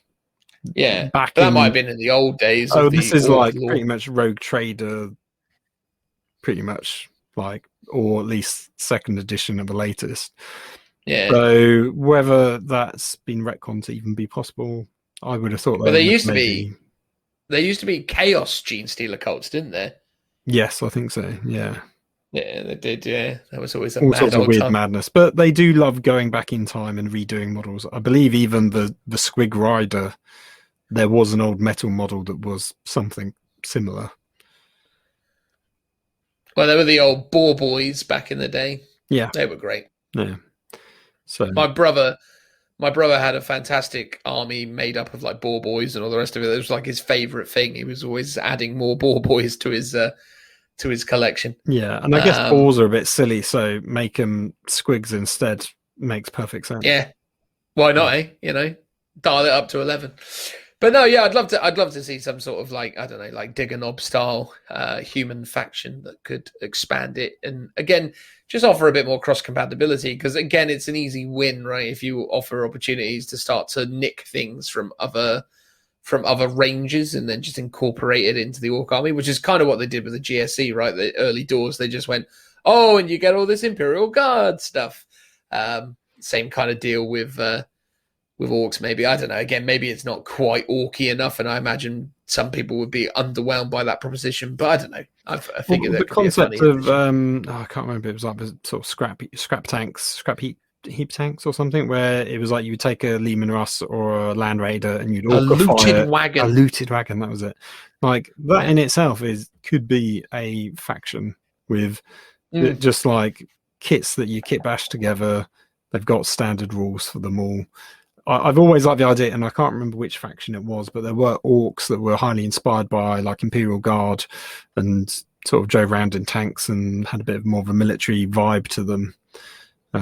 So you're thinking of now for the life of me I'm going to forget the flipping names of them, but they are the commandos. Yeah, all commandos.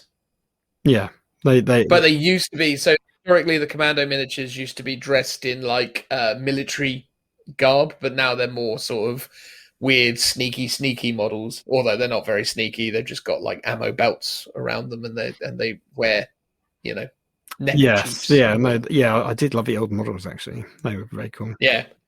Well, the old logic used to be that the commandos were some of the smarter orcs, and they used to trade with the Imperium. So they used to get these looted wagons because they used to trade with the Imperium to get things. So like they might like have loads of gene seeds, and they might be like, "Do you want these gene seeds back? Give us a Lehman Russ." But was the Commandos in that respect? Was that its own clan, or was it? Just a unit, Yeah, or... I think they did have their own clan as well in like second edition. But I mean, they were sort of like they were just a bit smarter than your average orc kind of deal. Yeah, I like those guys. I think if I ever did my Grot Tank army one day, I'll do them that kind of vibe. That'd be wicked, mate. Yeah, that'd be very cool. Awesome. All right. Well, there you go. That was us talking about the previews. We hope you enjoyed our thoughts and feelings on all of it. Phil, closing thoughts, mate. What did you reckon of it all? Yeah, it was pretty good. Like there's normally something to gripe about, but the last one was pretty spot on. This one really good, nice, timely, no waiting around. The models, I mean, it's not a huge amount of models, but it's a decent amount of models. Can't complain. Totally echo your sentiment, mate. A consistent quality broadcast, and fair play to the team at GW. Obviously, they've been doing these now for a year, and they have gotten absolutely fantastic out of them in the time. Their patter is much more on point. Their production is just much more slicker, and it all comes together really nicely. Still feel like we need to end on a tease. It always sort of feels like a shame to me that we don't conclude with a tease. Well, but I think the Meet the Snaggers was a bit of a tease with a model reveal tapped on, because that is clearly going to be much bigger. But it should end with that, Phil. They should go, right, goodbye, and then play it, and then leave it at that. You know what I mean? Like, right, give a bit of something. I get conversation. that. Yeah, you don't want it sort of like, you don't want it all sort of just sort of spelled out to you. You like a bit of mystery. They need to take a little note out of our playbook, where if you get to the end, there's normally a bit of a tease. Well, there is. Sometimes they come off. Sometimes we just forget. Like the 3-episode stint where Phil kept talking about something he was going to tease and then never got around to saying it. And then, oh no, you did get around to saying it. We talked took about like it, 3 or 4 episodes. That was great. Nice bit of build up. It was good to. Exactly. Probably not worth it, some would say. How dare you? But they never are they? It never quite works out for anything. But there you go. Thank you, everyone. We're going to move on now to the next part of the show where we kind of wrap things up and just do some general chit-chat. So, yeah, we hope you enjoy that. Please stick around. Thank you very much. Transitional noise. Woo!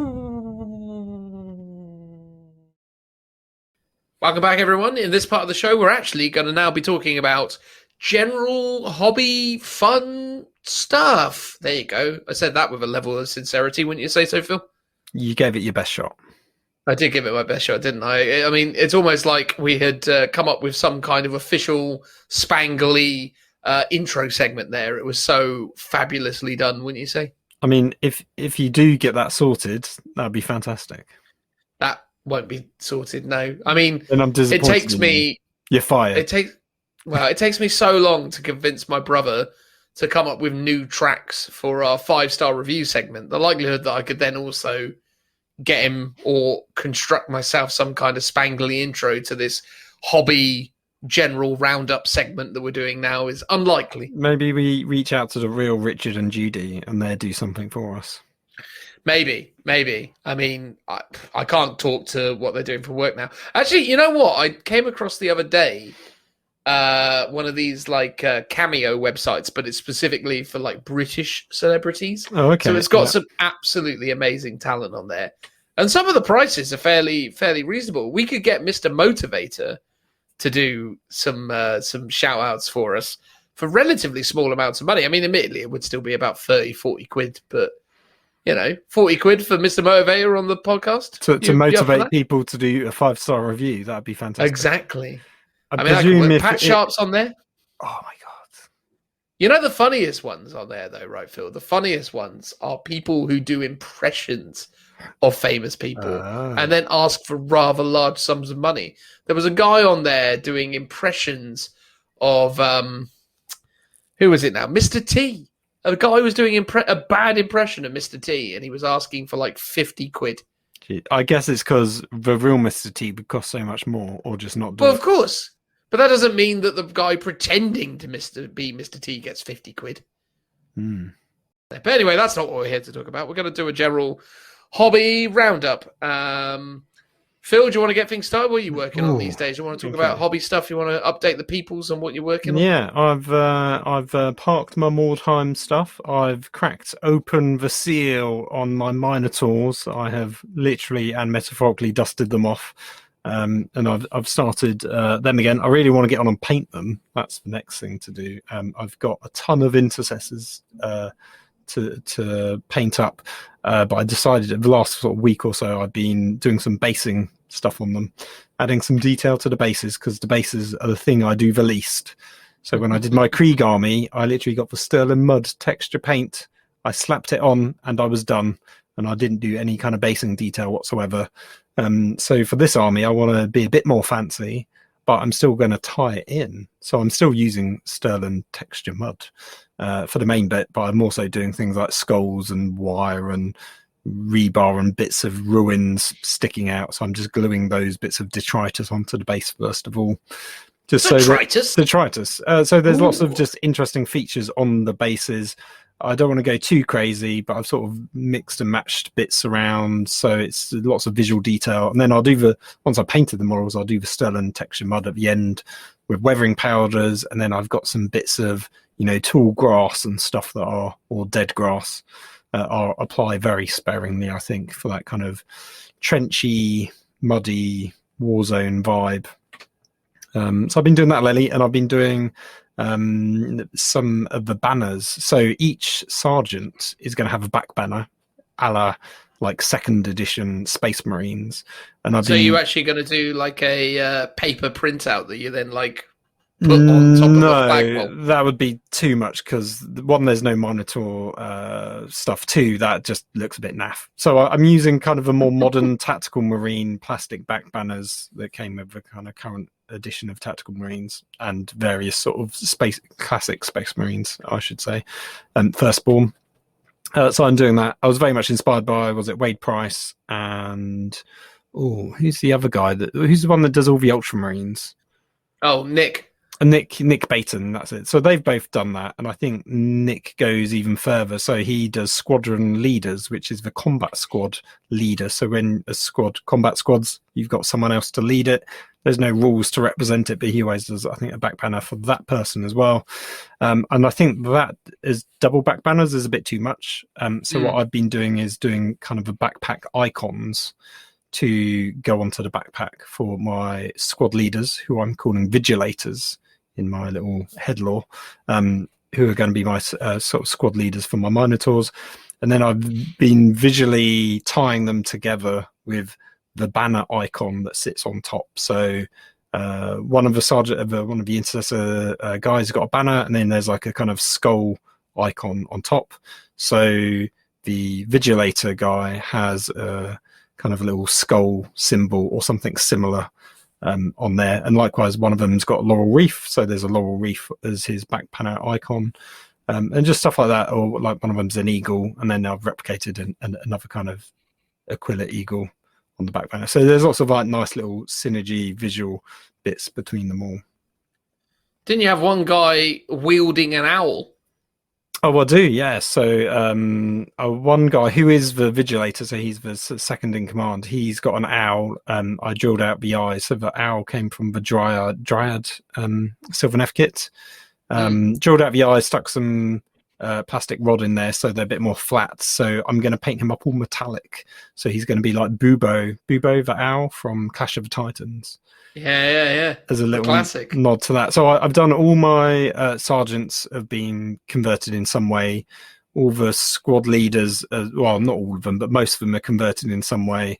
Well, they've all got the backpack things on to be different, but I've also done something else different to them to make them interesting. It's like each sergeant is effectively a character and is good enough to be like a lieutenant, for example, in terms of a bit of storytelling and a bit of narrative in terms of how interesting they look. So I put a lot of effort into those guys, but it's now just going to be like a ton of models to paint up. And I'm currently toying around with I've got the the veteran intercessors. I've done 5 of them. I've got another 5 to do, and I'm like, maybe I'll build them just so I can paint them up all at the same time, or I'll just concentrate on the regular intercessors and then I'll paint the veteran ones up at the same time when I do the assault intercessors, because I want to do them as well. And I've got loads to paint up. I've got the 2 contemptors, a redemptor, and lieutenant, and the blade guard as well, that were built and kind of ready to go. So I think most of this year I will be painting. So that's all why I just want to crack on and do it. I briefly dabbled with the Gravis captain with the power. No, not power fist. It was the power sword and like the auto bolt gauntlet. Yeah, bolt. It is a power fist essentially, but it's a bolt storm gauntlet. Bolt storm gauntlet. That's it. Yeah, I was converting that up basically. I keep getting inspired by other people and then wanting to do similar conversions. So I sort of started that and wasn't quite happy with it. So I was like, no, I'll just park that. And now I've seen other ideas for like captains and lieutenants, and I'm like, I want to do all of these as well. And if I did that, I'm just buying stuff and building stuff and not actually getting anything finished. So I think even though they're great ideas, I somehow need to mentally put them in a trunk and reward myself with doing them in a few months' time once I've finished up painting 40 intercessors. Makes logical sense, mate. I think you kind of just need to kind of break the back of that army and just kind of build up your kind of core forces so as you're better positioned to then start using them on the tabletop and then start adding to them in a more sporadic fashion, as is your normal pace. Yeah, I think once I've got the intercessors out of the way, then I can look at things like the blade guard, or because I think the thing with Marines is you really need characters to make the army work. Like you either need, well, obviously I've got a captain already who's like a smash captain, but it'd be cool to have a regular captain on foot as well, just for variation. But you really need like a chaplain, a librarian, one of them at least. Yeah. Probably a lieutenant, which I've got but not painted, and then maybe a judicar as well. So, or judicari. I can't never remember how it's pronounced. Judicia, that's it. Yeah. Yeah, Judicia, yeah. One of those would, I think, be quite good. So yeah, but I don't want to do like 5 characters at once, so I might just paint up the ones I've currently got and then worry about adding those in at a later date. Yeah. No, I hear you, man. I think that's it, isn't it? You just got to kind of break the back of it and start to see, because I mean that's what you did years and years ago when you got back into the hobby and you basically blasted out loads of Krieg infantry squads. Oh, yeah, I think I did about, it was like 50 to 70 in one go. I think it was 50 infantry plus 2 squads of grenadiers. So, and over the years, that was pretty painful to do. So doing that with Primaris, it should hopefully actually be easier because they're a lot less easier detail in a way. But I'm not less fiddly. Yeah. Quite a bit bigger in many regards. I think that's the cool thing though, man. And obviously you don't know yet whether or not you've been accepted into it. But do you suspect that this might be your no retreat 10 army if they are gracious enough to allow you to attend? Yeah, if I get in, this is what I would want my army to be, but I think I'm going to struggle to paint it up in time. I mean, if I didn't have a job, then great, I could do that. But because I'm sort of doing full-time contract at the moment, it's going to be hard to find the time to do it all. Plus, this takes, an evening and stuff every week. It does. Precious and you can't time. just sit there painting anymore. I know, I'm not banned from the paint pods. So, yeah. So because we take it seriously now and all sorts. Yeah, so I would like it to be. I think with that, if I can get the intercessors done, then I've mostly got my army, and I would just plug in some vehicles. So I'd either paint up the repulsor, because that's like 400 points almost. It's 350, isn't it, or something? Or I would do my 2 contemptors, which I think should be relatively easy to paint because they're vehicles and they're small. Yeah. And nowhere near as fiddly as a repulsor. So I might do those as my army. And then I've already got my Inceptors and my captain. So I should be good if I can get them done. It's just the time. I mean, but it's like it wouldn't be a very competitive army because things like I could paint on my blade guard, but I think they're less models per points. They're more detailed, so actually it would take me longer to do. So I think bashing out some boys is the easy way to do it.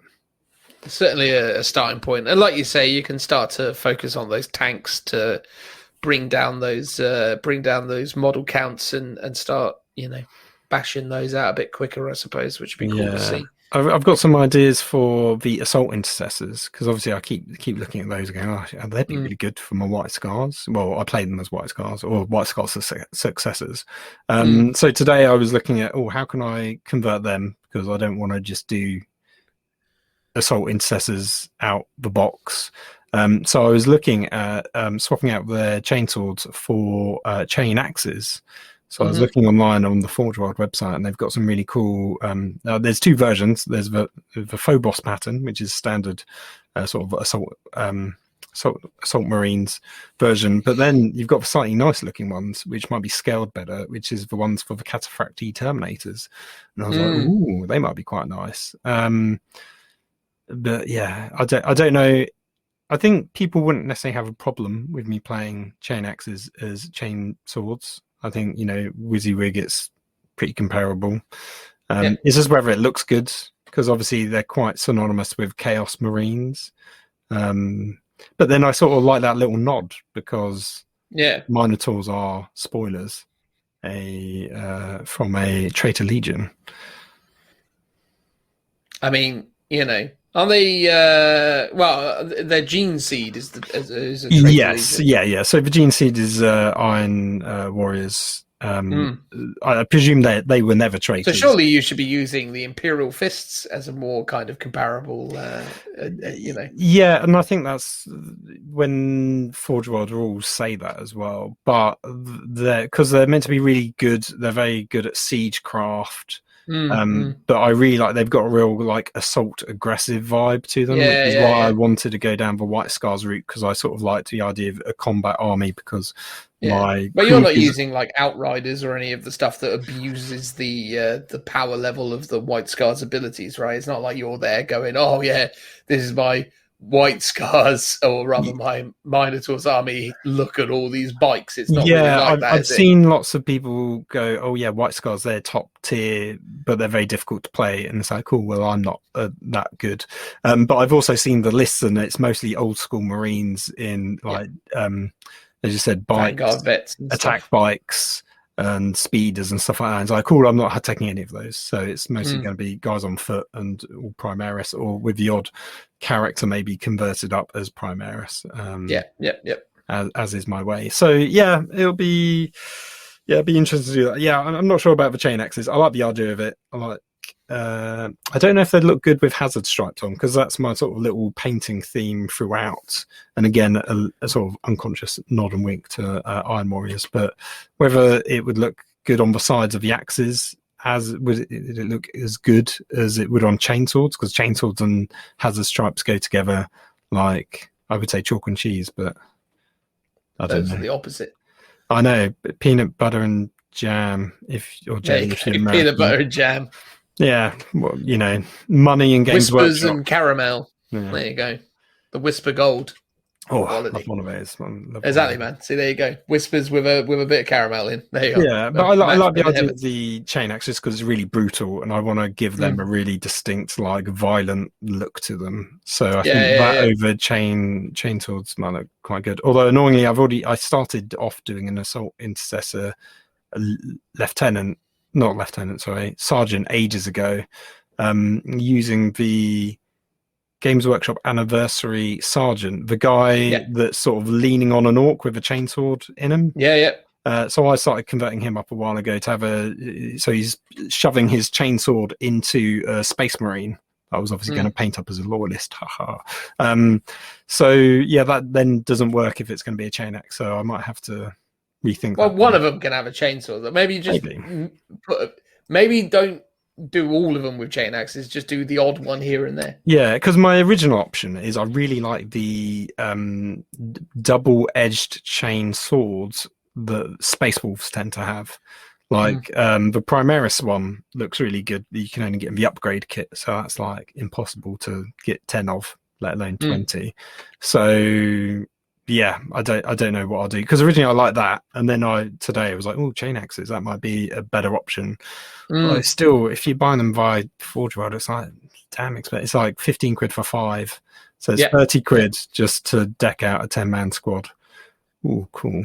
And obviously I want to do 2 versions of Assault Intercessors. I'm going to do a 10-man squad, my regular guys, and I'm going to do a 10-man squad with sort of Mark III shoulder pads, which are how I denote my veterans. So I'll do that as well, just because I'm sort of just collecting them because I want them for the sake of, like, I want a Space Marine army. This is what I should have. Whether I ever play them or not, I'm a bit like, I don't care. I know that's wrong. That's the wrong way to. It's not wrong, mate. It's not wrong. It's your hobby, mate. You make it what you want it to be, and I think that's the thing, isn't it? It's like, ultimately, if that's what's making you happy, then go ahead and do it. And by the sounds of things, what's making you happy is incredibly expensive, difficult to source bits. No, I have been. I've gone on a rampage on eBay buying back banners this week, and little icon-y bits. And should have just come around here, mate. You probably could have found all of it in my cupboard. No, quite likely. But I had an instant need late at night to click on eBay. But I need to buy something 40k. Come on, I need that therapy. I need that hit, basically. Yeah, so that's what. Yeah. I mean, on that topic, I mean, that is one of the funny things, isn't it, about 40k in so many ways? As I think, we all as hobbyists buy too much, and I do think it's one of those things where we all get really excited about the prospects of what we could do with this stuff, but rarely are we able to actually see it through to completion, or at least the average gamer. And I think we get that sort of dopamine hit from buying the stuff. But unlike when you buy, I don't know, like generic action figures or video games where the barrier to entry is relatively low, you just plug it in and use it, or just, take it out of a box and put it on a shelf and then it fulfills its function. Obviously, with our stuff, you end up just amassing loads and loads and loads of it and maybe not kind of building up. And that kind of brings me to point 1 of my hobby, going on at the moment, which is, scaling back my collections and selling off loads of stuff. I'm going through the purge stage again. Happens every 5 years for me, it seems, but I'm at that stage right now where I'm like, right, I need to just sort through this because there's just too much of it. And I just can't justify keeping it anymore. So yeah, I'm going through the purge right now, dealing with a lot of that. So that's hobby project sort of number 1, not a particularly sexy hobby project by any stretch of the imagination, but one that is entirely necessary. I'd say I probably have 4 separate hobby projects on at the moment. Number 1 is selling a lot of stuff. Number 2, and the most immediate one that I've started working on, is my Revenant Titan. So I've been wanting to buy a Forge World Titan for my Aeldari, for my Craftworld Aeldari, for as long as they've been available, really. And I found myself in a fortuitous position where I had a bit more disposable income than I've been used to, thanks to obviously being in these, lockdowns and other things. So I just got to a point where I was like, I really just feel like I have to do it. So yeah, the Revenant Titan is on my desk right now. It is a massive, chunky boy. It's an interesting thing to build because they don't come with bases. So I bought a wooden plinth off of the interwebs, and it arrived, and it was quite a bit bigger than I thought it was going to be. And I was worried that the Titan wouldn't necessarily occupy the space as well as it could have done. And I was worried that maybe it wouldn't look like it belonged on that sort of size of base, but it really does. It's just, it's not going to be very good in game terms to have it on a base this big, because you're not going to be able to maneuver it or get it around the board as efficiently as you would want to. I've seen a lot of people with Revenant Titans, if they were even contemplating using them in game, putting them on these tiny little bases, like getting like flyer bases and then like putting them down on that. That's pretty mad. It is pretty mad, isn't it? But in game terms, they don't give you a base, and the smaller base if you put this thing on a small base, it is inherently better in game than if you put it on a base that is more fitting for its size. Because, you know, I've got it on an 8-inch base, which I base that decision based off of Tabletop Simulator, because nowhere is anyone's told me how big a base you need for a Revenant Titan. Like, I couldn't find anywhere that suggested it. I went on Tabletop Simulator and I was like, well, how big is the base for the Revenant Titan on Tabletop Simulator? And it was like 8 inches across. And I was like, all right, fine. That's what I'll do. And it gave me the opportunity to do a lot of really fun stuff with posing it and a lot of really cool stuff to kind of add some thematic elements to the base. So what I've essentially done is had my Revenant Titan posed sort of chilling on a drop pod. So he's got 1 foot on the floor and then another foot mounted on a drop pod. Essentially, the idea being that it's kind of just descending, because the idea is with these things is that they're really mobile and really agile titans. So the idea is it's just finishing its jump move, or potentially just kicking off into its next sort of, you know, jump into the air using the drop pod as maybe, like, I don't know, like the starting blocks for sprinters. But yeah, I'm really happy with how the base turned out. I mean, I think the base is really cool. I think the pose is really nice. I need to work out the arms. The idea is that I want to have the arms kind of down by its sides, so sort of more kind of like looking like it's kind of thrusting forwards. So I want a bit more of a kind of like downward trajectory for the weapons. I've magnetized it, which is a relative first for me. I've not really ever done much in the way of magnetizing, but I have magnetized this guy. It has that satisfying magnetizing clunk sound, which I'll play for you now. There it is. Beautiful magnetizing clunk. Oh, everyone loves a bit of magnets.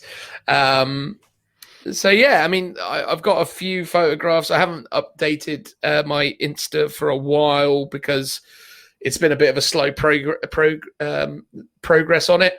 Basically, Revenant Titans, or any of the Elder Titans, of which there are only actually 2, but Revenant Titan or the Phantom Titan, they're all legs, and the legs are the most difficult part. So you basically spend a lot of time posing legs. And as soon as you've kind of settled on it, then you spend a lot of time pinning those legs together, because they are quite small, diddy, you know, legs. They're long, but they're not big. So you do have to kind of shore them up with a lot of pins and a lot of extra bits, because the last thing you want to do is see this thing, you know, crumble at the hip joints or whatever, because that wouldn't be fun. So yeah, Revenant Titan. Do you know what we should do? We should take some photos, maybe just before the weekend, and we'll post them on our socials on, you know, what was it, at LookoutSir40k on Instagram, so you can listen along and you can look at what we're actually talking about. There you go. I'll post some pictures of my Revenant there. I won't post too many pictures of my shame of what I'm bundling up there, but that's happening. So there's that. So that's one thing I'm working on. Selling stuff is the other.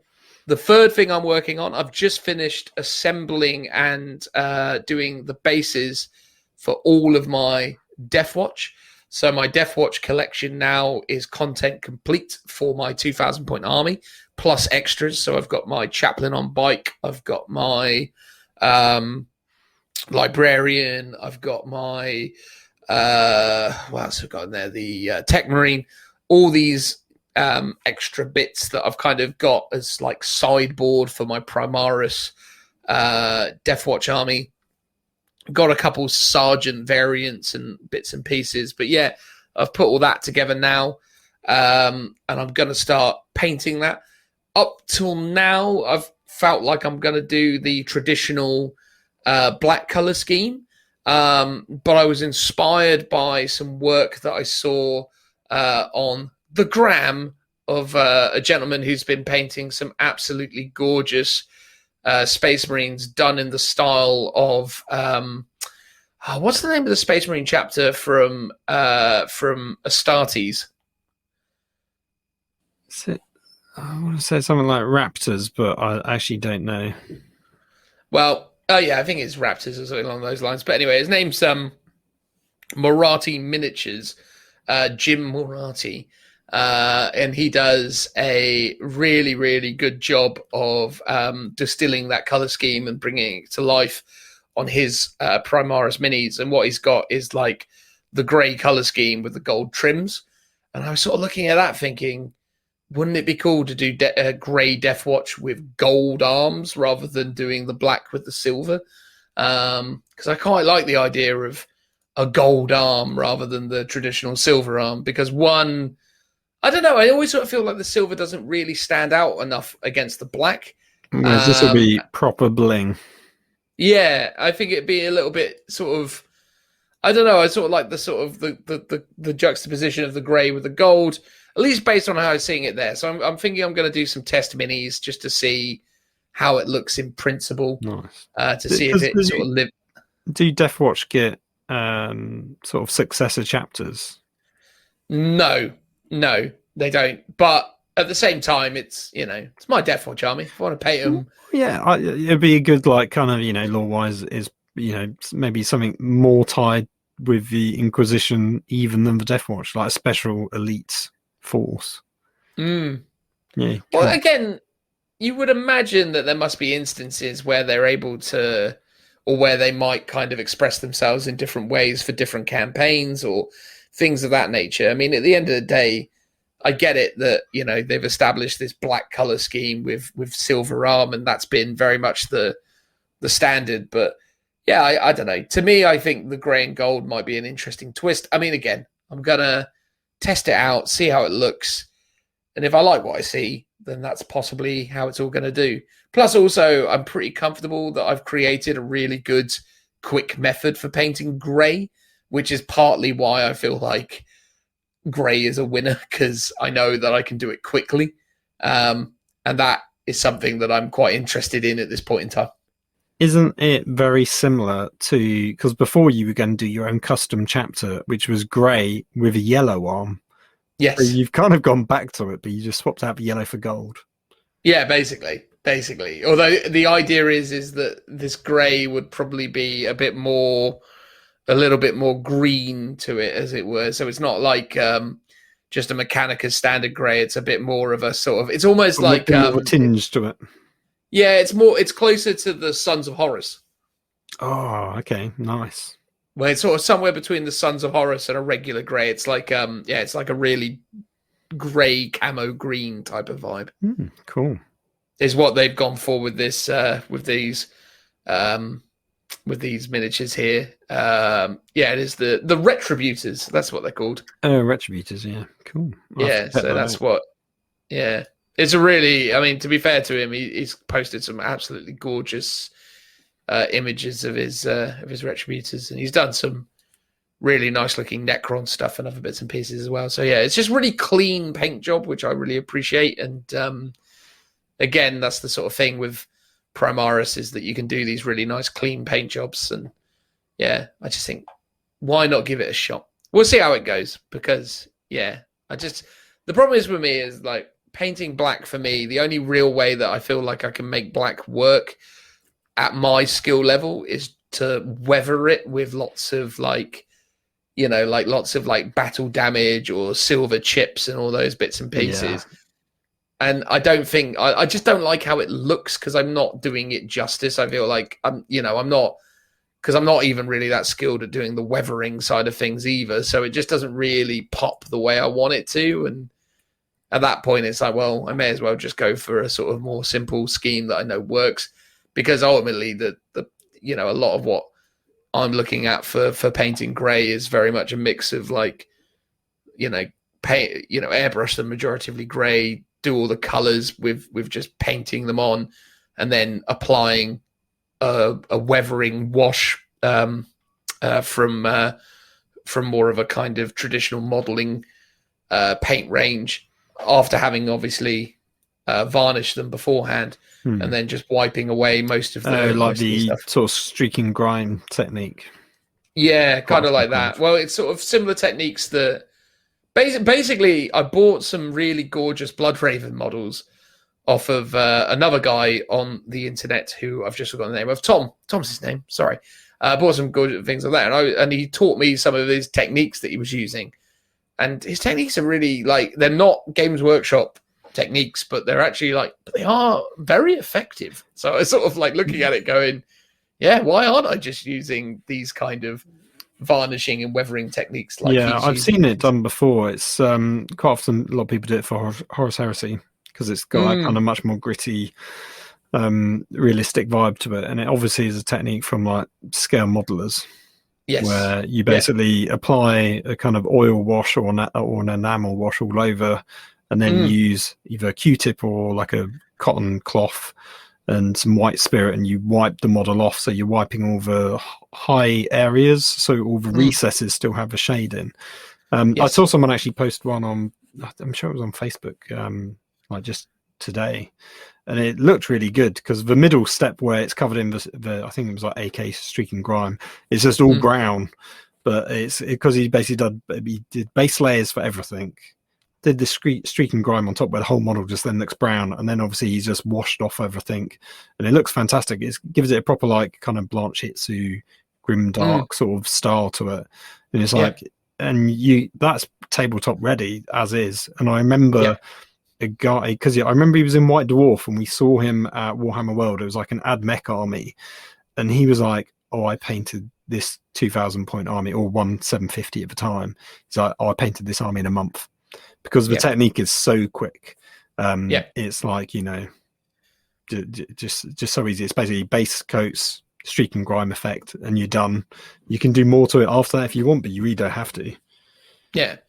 Yeah, the weathering wash or powder I'm using is from a company called Ultimate Model Paints, and it's just called Mud or something. It's it's just a bottle of this wash stuff, and you just chuck it on, and then just wipe it off, and it's pretty incredible. So that one is on the books. Cool. Working on the Death Watch. Gonna hopefully get those done. Gonna do some tests of those over time and try and get those up together. And then the last thing I'm working on is my lovely new custom table, or rather not my table, but my board, because I really want to, as I've said before, experiment with, holes in the ground, I suppose, more than anything. So it's more about building into that verticality within the terrain, but building trench networks and all the rest of it. So I've put all the components together from a kind of zone mortalis and general kind of component perspective.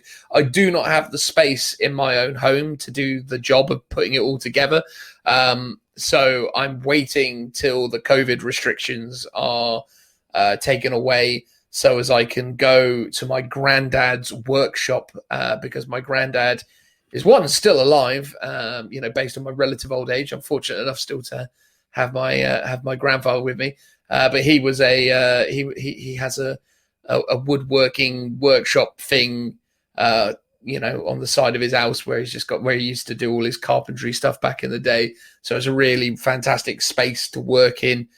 Plus he's got all the amazing tools that I need to chop up all the wood and get it all done to the proper sizes without faffing around with a handsaw. So he's got all the, all the bench tools and all the band saws and all the stuff that you need to do things precisely. Because, when you're building the boards, you want to make sure that everything's measured out correctly and ensure that, the outside of the boards are all the correct height. Straight. Yeah. Yeah. And I can't do that in my garden with a fold out table and a handsaw. It just isn't going to cut it. So, it would cut it, but it would do it awfully. So, I'm waiting to gain access to my granddad's place again, so I can finish that. I was thinking, Phil, maybe I could have done it as a bit of content for the YouTube channel in a day, done a building scenery thing. Nice. Well, I probably won't do that though, because it's going to be hard enough to get all the stuff done without having to do all of that. But you never know. Get all your cameras rigged up, do a nice, sexy voiceover. It's what all terrain YouTubers do. That's it. That's it. Will you do the sexy voiceover for me, Phil? If you want, I'll do my floating beard voiceover. Hello, you're here. We're going to build a table. It's That a work. beautiful thing. Yeah. I feel like now I need to timestamp that moment so I can add some sort of ominous effects to your voice as you delivered that dialogue. Please do. I will try to remember. But yeah, so lots of stuff going on from a hobby perspective at the moment. I mean, again, obviously the lockdown creates its own amusing challenges and obviously creates a desire to do more than usual. It's weird though, right? Because normally I've got like tournaments to prep for, so that's usually what my hobby is building armies ready to play in events. Whereas now I've had just a lot more sort of flexibility and freedom. I'm all sort of like all over the place with it. Yeah, it sort of makes you less focused, I guess, because when you've Really got a less tournament, you've focused. got like proper pressure to get something done at a set period of time. So I sort of like not having that at the moment, and that I can just dabble around a bit here and there and sort of jump between projects. But yeah, It's pretty cool. It is pretty cool. All right, guys. Well, there we go. We're going to get to the end of the show segment now, where we talk about our questions from our listeners and, other stuff. Moving on. Transitional noise. Woo! All right, then, guys. This is the end of the show, where we now go through your community questions and ramble our way to the finish line, noting that we have already recorded our ending to the show, but forgot to hit record. Way professionals, right? Phil? Don't tell people the secret sauce. You're lifting up my skirt and showing them that I'm not a floating beard, and that instead we're just two guys in a shed, or I'm in a shed. You know. Well, exactly. We're not in the same shed. I am within the confines of my home. You are within a shed. But yeah, it's all good fun. All right. Well, we're gonna do community questions. So yeah, let's hear what the first one is, Phil. I wonder what this will be. So this one is from David. David LC. Because I don't want to give surnames around just in case people are a bit precious. But there is also a second David, so I'm going to have to differentiate the two of them. He says, David LC says, hobby-wise, I'm seriously thinking about getting an airbrush. I can't face painting another Valkyrie by hand. He's a bit of a madman for doing that, I think. I'm thinking of painting it a metal colour so it looks a bit like the unpainted planes of the 40s and 50s. I'm trying to convince Mrs. DLC, because she's downloadable content, that she might enjoy Necromunda. She doesn't like the look of 40k, but she did say the new box, which is the Necromunda one, looks pretty amazing. So you never know. You never know. I mean, obviously, if you're able to convince your partner to partake in the game of Warhammer 40,000, then that is obviously fantastic. I have been unable to convince my wife to join me in the game of 40k, although in many respects, I feel like that's probably for the good of our relationship, because when I play 40k, I'm not the most fun person in the world to play against. So perhaps me and my wife playing 40k would potentially end in more arguments than it would collaborative, fun gaming experiences. But maybe not. Who knows? Maybe I'm being a bit harsh on myself. Well, maybe your humble Knight of the Inner Circle award will say otherwise about you being a nice chap to play against. But that's against people in, the kind of world of tournament play where they're complete strangers and I can put on a bit of a facade. Whereas, my wife obviously knows me very, very well. She sees through that fake patter. Exactly. She'll be like, what are you doing, Dan? That's not what you're normally like. No, Stop, I don't want a free drink from Bugman's. No, thank you. I mean, I'm sure she would. I don't think she'd say no to that, but But it wouldn't be free because it'd be coming from our joint account. So that's true. It's just her buying herself one via me. That's true. I can get my partner into 40k. She sort of has no interest in it. But when I was doing more time, she was very keen on it. She loved the artwork and was like, show me more of these creepy skulls and these weird things. So yeah, if I ever completed my warband and got some scenery built, then I'm sure I could convince her to have a game. Was it the mound of men molded together that really did it for her? Yeah. Anything super creepy, she was down for. Yeah, she really liked that guy. My Rat King. Was that the Rat King? Rat King, yeah. I thought the Rat King was intended to be loads of rats, but now in your case, it was loads of body parts. Yeah, so the Rat Human King is a body parts. real thing of rats stuck together. So I've just used the name but used humans instead. Gotcha. But Well, but there are still rats on the model because a lot of it was from the corpse cart kit, and the rats are like nibbling at the dead bodies. The rats are getting involved. Is it like Ratatouille, where there's a rat under a hat at the top controlling it? Yeah, for sure. Yeah, that's how it works. Yeah. Fantastic. You need to add that to as maybe like a magnetized like chef's hat, just to put it on the top of it, just to kind of take it to the next level. Yeah. What about the airbrushing side of things, though, Phil? You're the expert when it comes to airbrushing. What do you reckon about that? Yeah, well, painting vehicles by hand is pretty maddening. I'm sure it's quite streaky as well. Like airbrushing is perfect for just putting those base coats down on vehicles. It's nice and smooth, even if you don't use the airbrush for anything else. So he was talking about painting just an all metal color plane, and that's something I've done already. So I've when I painted Richard's Marauder bomber, I did an initial like base color of all silver that I then shaded, and then I applied chipping fluid everywhere, and then did base coats and the camo scheme and like the stripe markings on top, and then applied water to that to reveal the silver below. Terribly time consuming, and I wouldn't recommend it in terms of how to weather a plane. But if David did want to see what an all silver plane looks like, if you go onto my YouTube, which is Beyond the Tabletop, you can see how I've done it and what it looked like at that early stage. I've seen someone else on Instagram do something very similar recently, so as well, it looks pretty cool, like an all chrome plane. I mean, it sounds amazing, man. I have watched all of those videos, and I do recall seeing it in its various states. And yeah, I do like the idea of doing a sort of, bare bones metal off the production line, but, minus the painting process version of a plane. Sounds pretty cool. And airbrushes are good like that, right? I mean, I'm the other side of the equation when it comes to airbrushing. And that's in so much as I just mainly use them for laying down base coats. But even I've been exploring interesting techniques with using, other kind of like oil-based or kind of, sort of other sort of like paint ranges, like the ones from the guys over at Tamiya. Been using a lot of their like cherry red colors and other things to try and achieve interesting like metallic looking armor.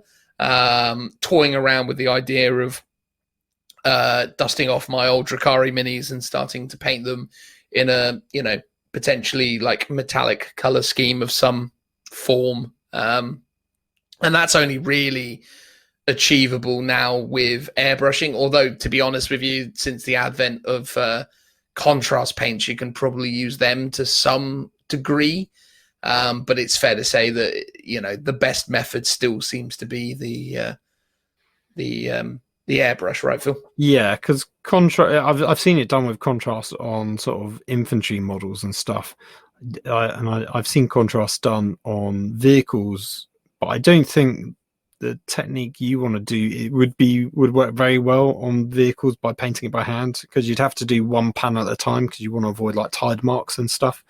And the time I have seen contrast done well on, I think it was a Redemptor Dread, it was at the Warhammer World when they were revealing contrast. The guy did several coats of like the blue to build it up, but it was very flat and consistent. But with the cherry color, you only really want to do one coat.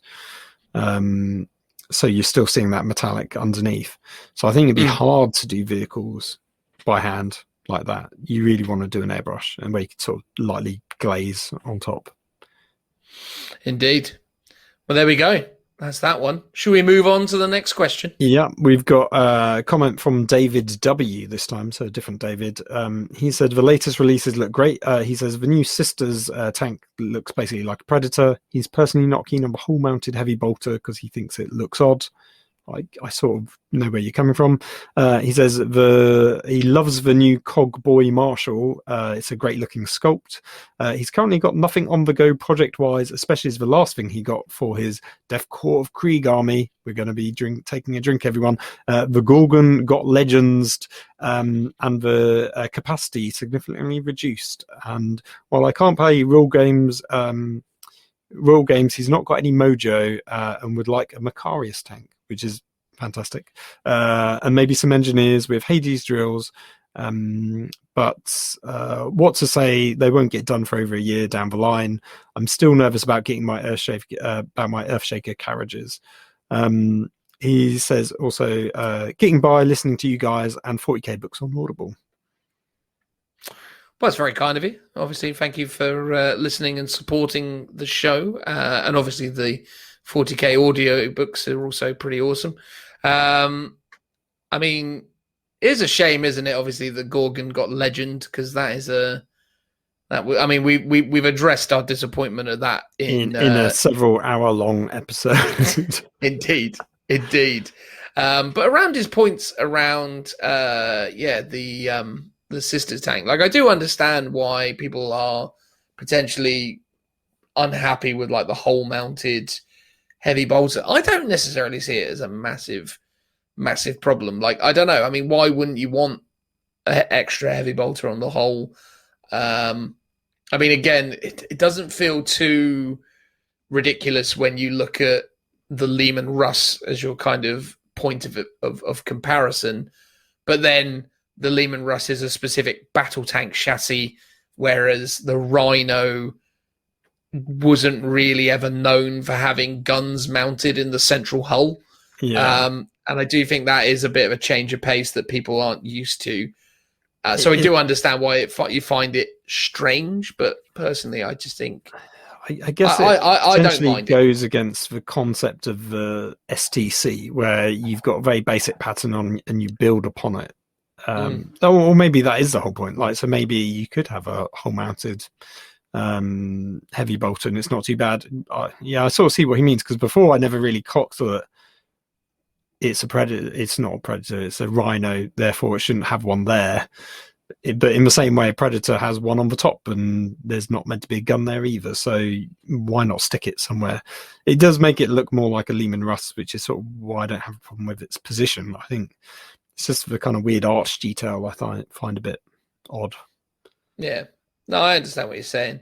With the terminology you just threw around there, though, by the way, the STC, do you not feel like we should probably momentarily explain what an STC is and why that's relevant to that point? People that don't know, standard template constructs. That's, as I understood it. So in the lore, there are, even in Necromunda, there is an STC, which is meant to be more of a device, but there's also STCs which are like blueprints, effectively, that are lost in the sands of time, and then eventually they rediscovered them as they went about crusading and through various periods of time.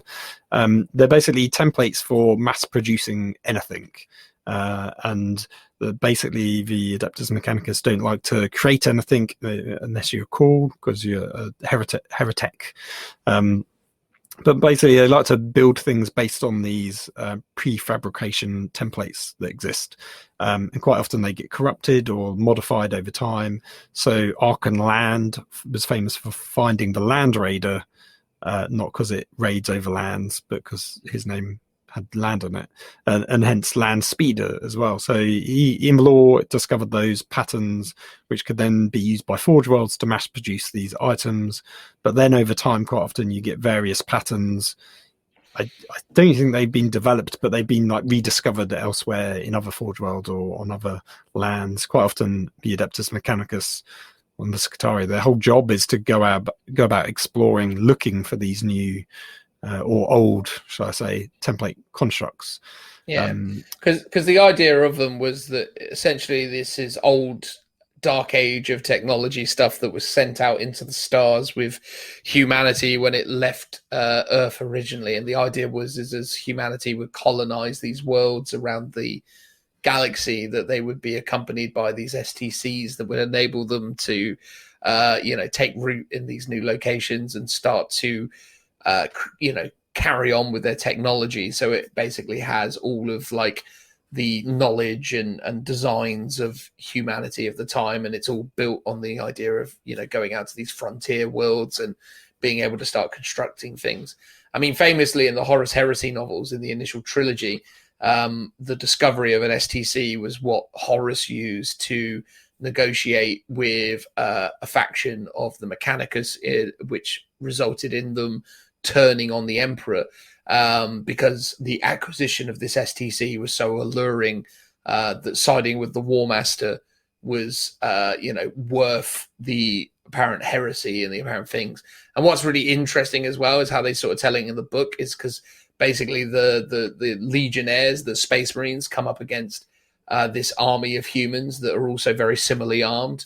And the remark that is made that essentially leads to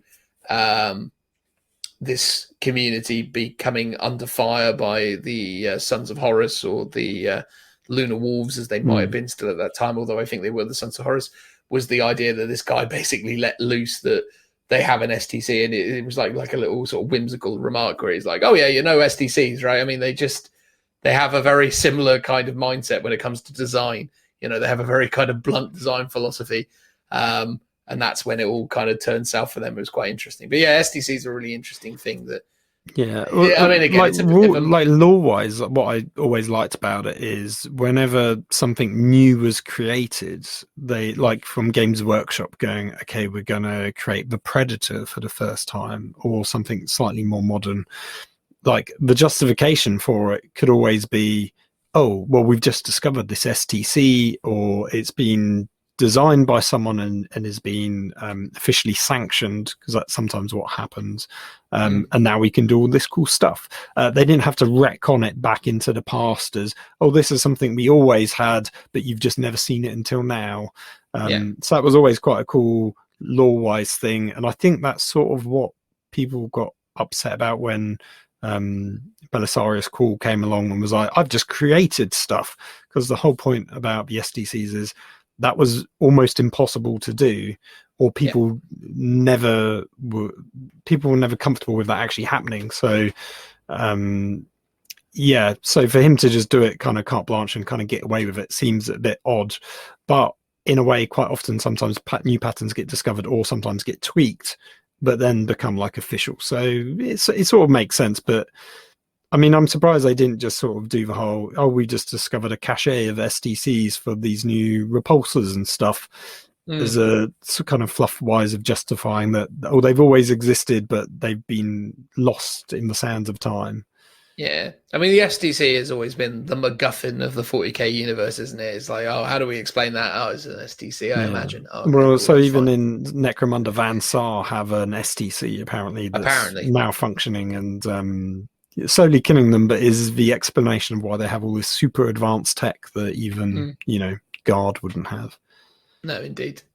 I mean, they get really super advanced tech. Like, they've really lucked out with that thing. It's got some good designs in it. Although, again, the implication is it's kind of twisted, isn't it? Because the idea is it's malfunctioning, so it's really going into some very odd design principles or whatever. But anyway, yes, interesting. All right, Phil. Should we move on to the next question? We do. From Sean M. He said, I thought it was a superb reveal. Really interested in the Sisters tank, and the new Necromunda box looks great. Hobby-wise, he's painting up the Nobility Blood Bowl team and some Raven Wing Black Knights.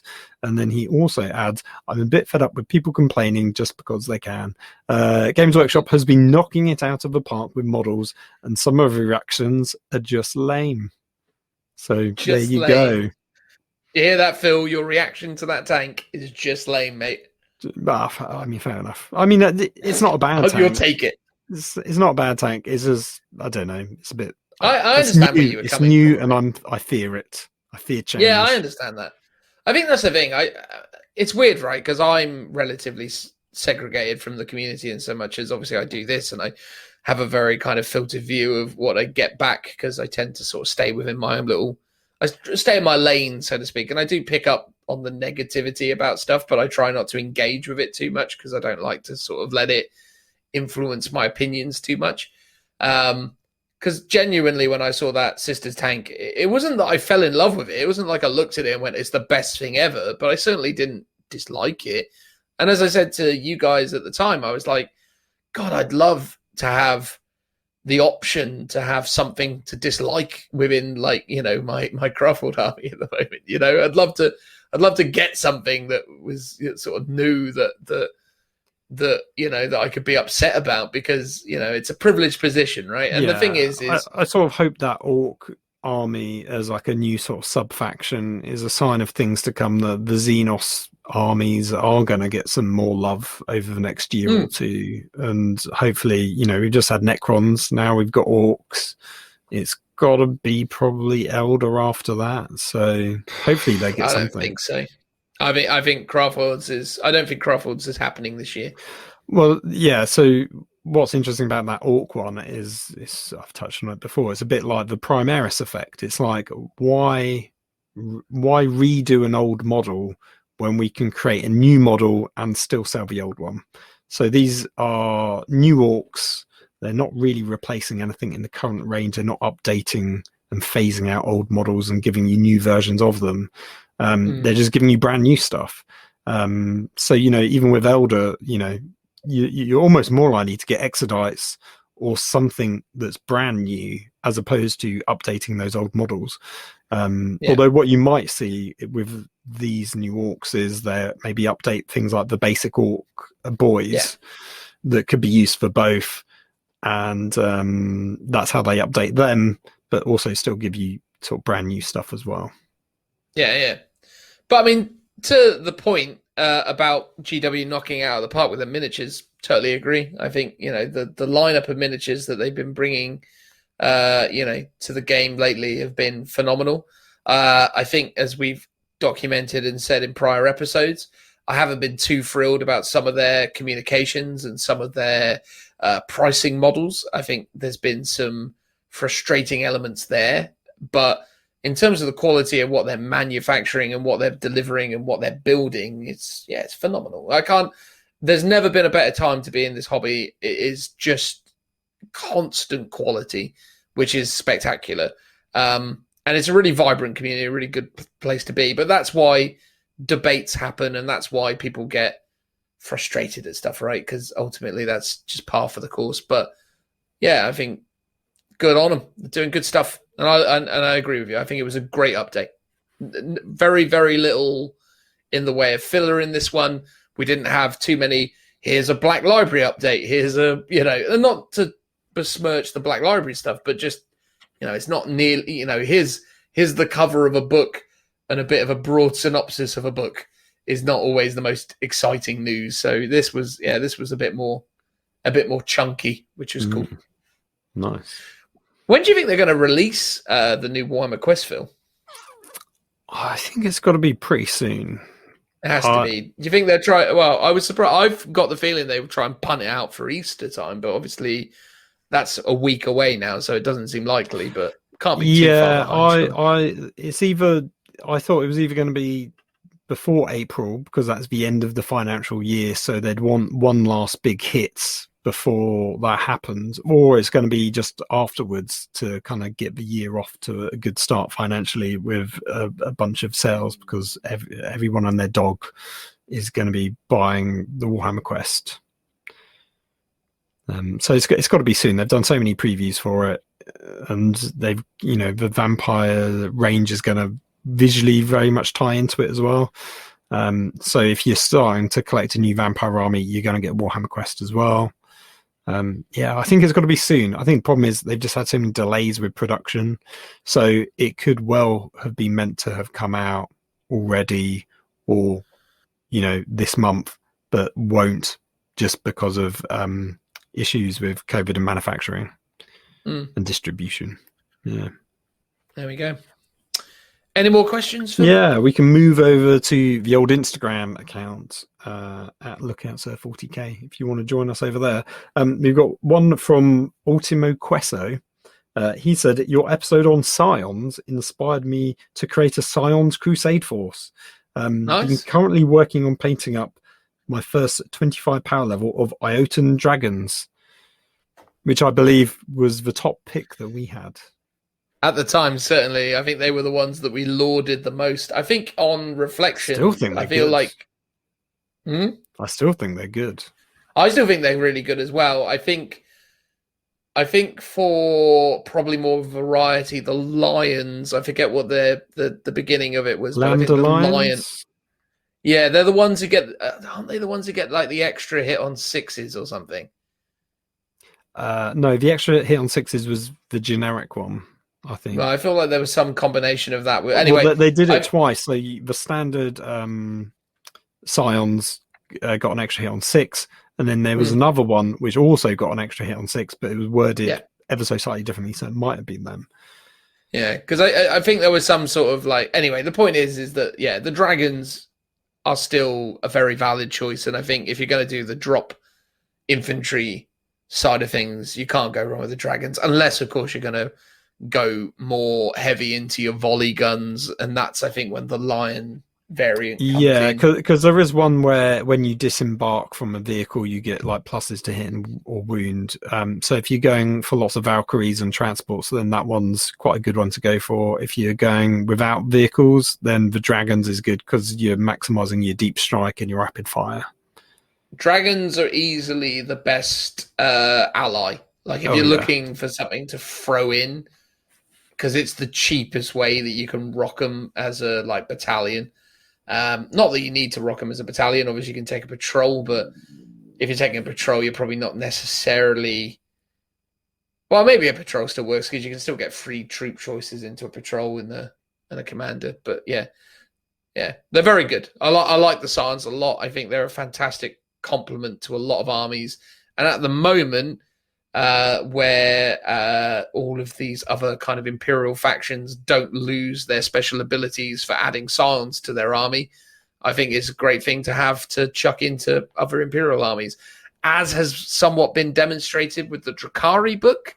It seems very likely that for all of the books moving forwards, that where allies are possible, you might start to lose access to certain specific abilities if you're not a single faction army.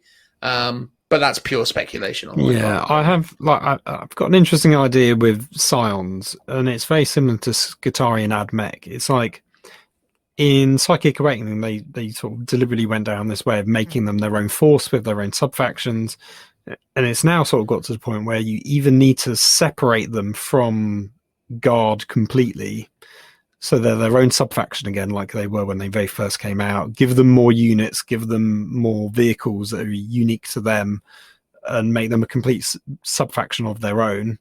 Or you sort of need to roll them back into Guard a bit more. So at the moment, yes, you can have separate regiments and you don't lose any army bonuses. But if they brought that back in, then actually you're really penalised for having a Guard army with Scions. And Scions were always just meant to be elite guardsmen. So it's like potentially they've gone down this route of making them a separate thing, which could penalise you if that is a thing. Like if they make Guard and you can have multiple detachments that each has its own sort of regiment, then that's cool if it's not penalised in any way.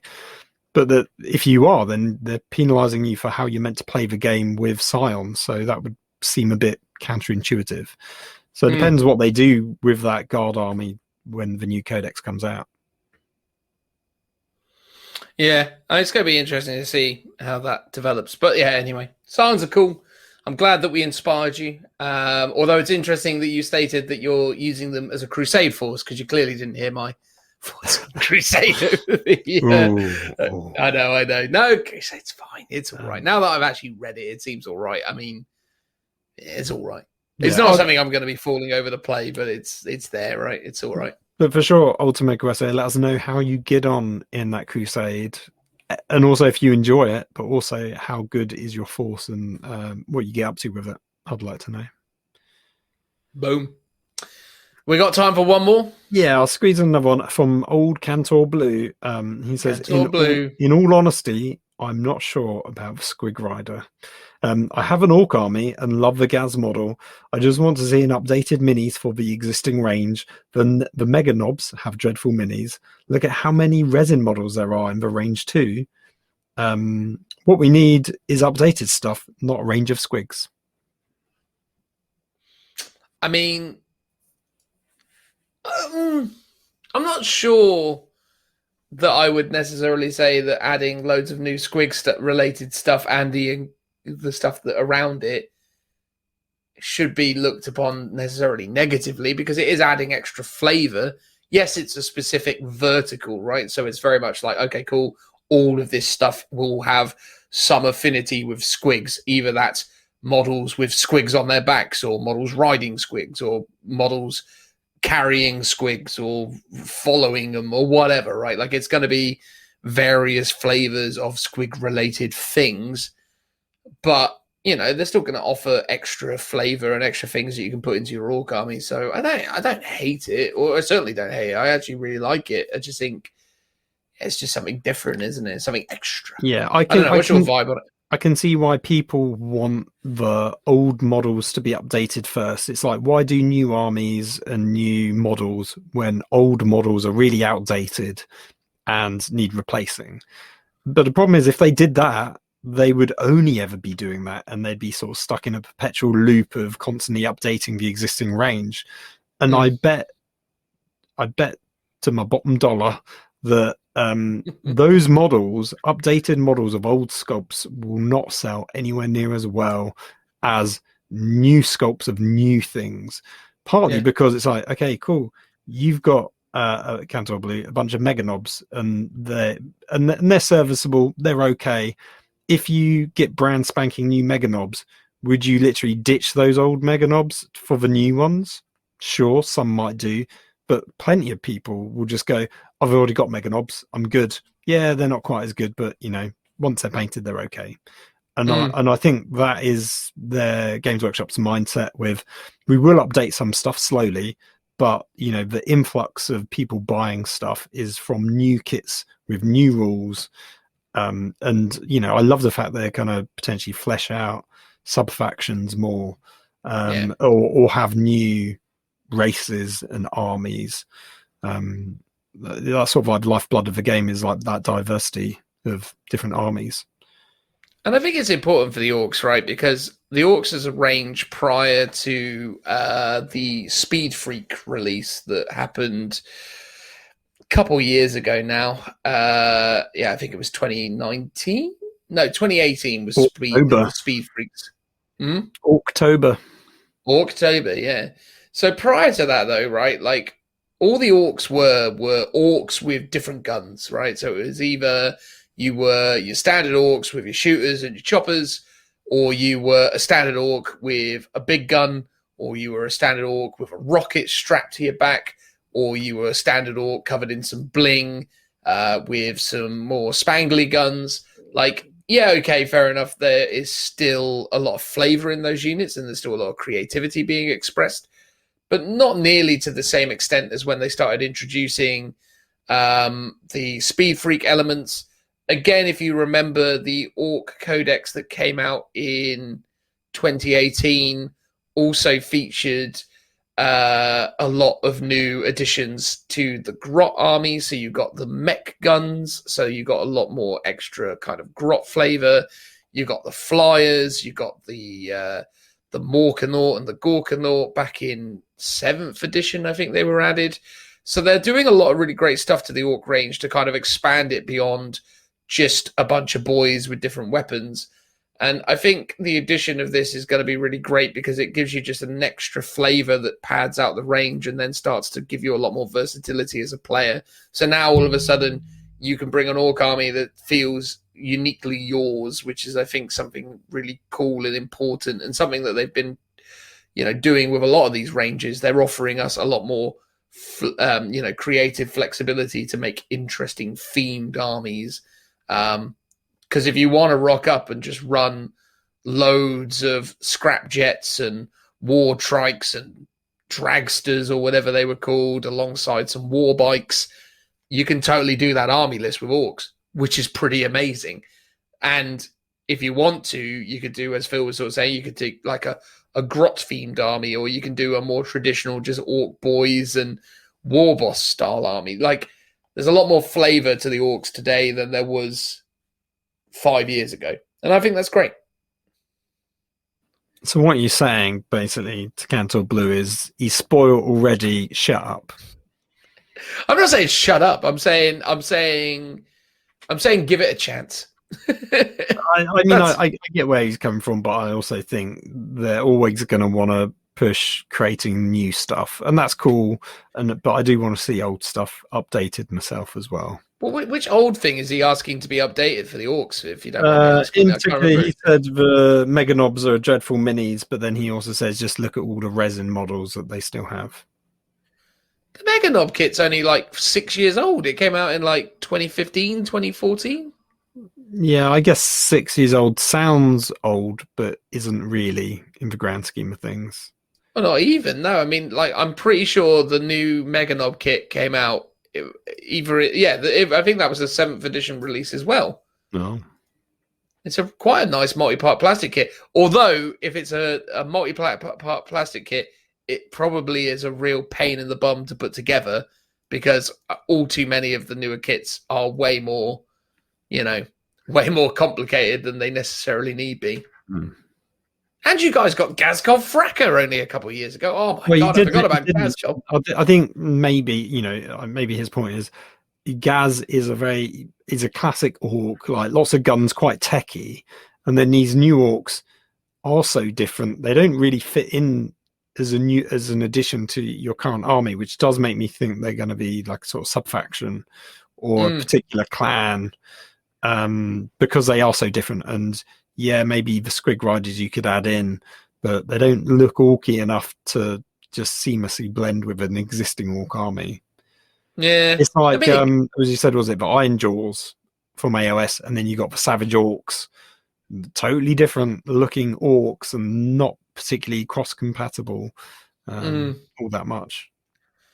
I suppose the thing is, though, is that we've seen one miniature so far. And some drawing. I think, and some drawing. So I think as more comes along, maybe it'll start to synergize more, and maybe it won't, and maybe that's something that's been done by design as well. Who knows? But I don't know.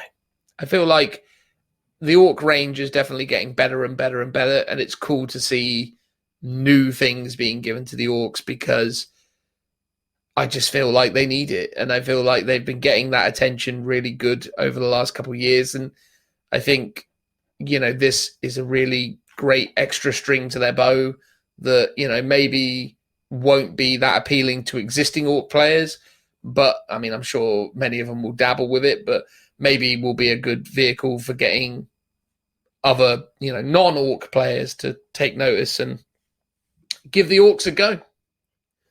Yeah. Will you be playing orcs off the back of this film? Of course I won't. If I'm playing orcs, it's going to be grot tanks. Fair enough. Cool. Should we do? All right, mate. Can we do one last one? Oh, go on then. One last short one. It's a short one. He's a man after my own heart. It's is it Toke again? No. It's Ben _Kerry 8245. He says, "I'm a slow painter." You can see instantly where I'm going with this. I can, yeah. My friend got me a standard tactical squad for Christmas, and I decided to use spare bits and merge them with an unpainted Blood Angels tactical squad. This leaves me halfway through painting up 20 Space Marines in one batch. It's become torturous. Cry laugh emoji. Ah. So I feel his pain because I've got 40 intercessors to paint up. So, I feel his pain because I have piles of things to paint, but it's not necessarily that I'm a slow painter. It's just more I just can never find the motivation to do it at the moment. That's my problem. Too many other potential opportunities or projects. Too many things. But I mean, I like the idea of combining kits like the Blood Angels and the standard tactical to make two unique squads. That's a very cool idea. Yeah. I forgot that they did a specific Blood Angels tactical squad back in the old days. Yeah, now it would just be an upgrade sprue. No, they must still sell the old Blood Angels. Oh, yeah, no, sorry, they still do. But I mean, in Primaris land, it's just an upgrade sprue, isn't it, nowadays? Oh, yeah, at the moment, it's just an upgrade sprue, isn't it? But maybe one day they'll get around to doing something spangly with it, but probably not. I'm just looking at the Games Workshop website now. I can't see these standard Blood Angel tactical marines. I'm having to scroll down an awful lot. I still haven't Yeah, found them. they tuck the tactical old school stuff quite near the bottom. I don't think it's actually here anymore, you know. Oh. I'm going to have to do something really, really annoying for listeners. I'm going to have to use my clacky keyboard to type in. Well, why don't we have a little break and we come back? No. We'll torture them with the sound of a clacky keyboard. Exciting. I know. Hang on. Blood Angels. Isn't this fun, people? Exactly. You can pretend you're in the office at work, like the good old days.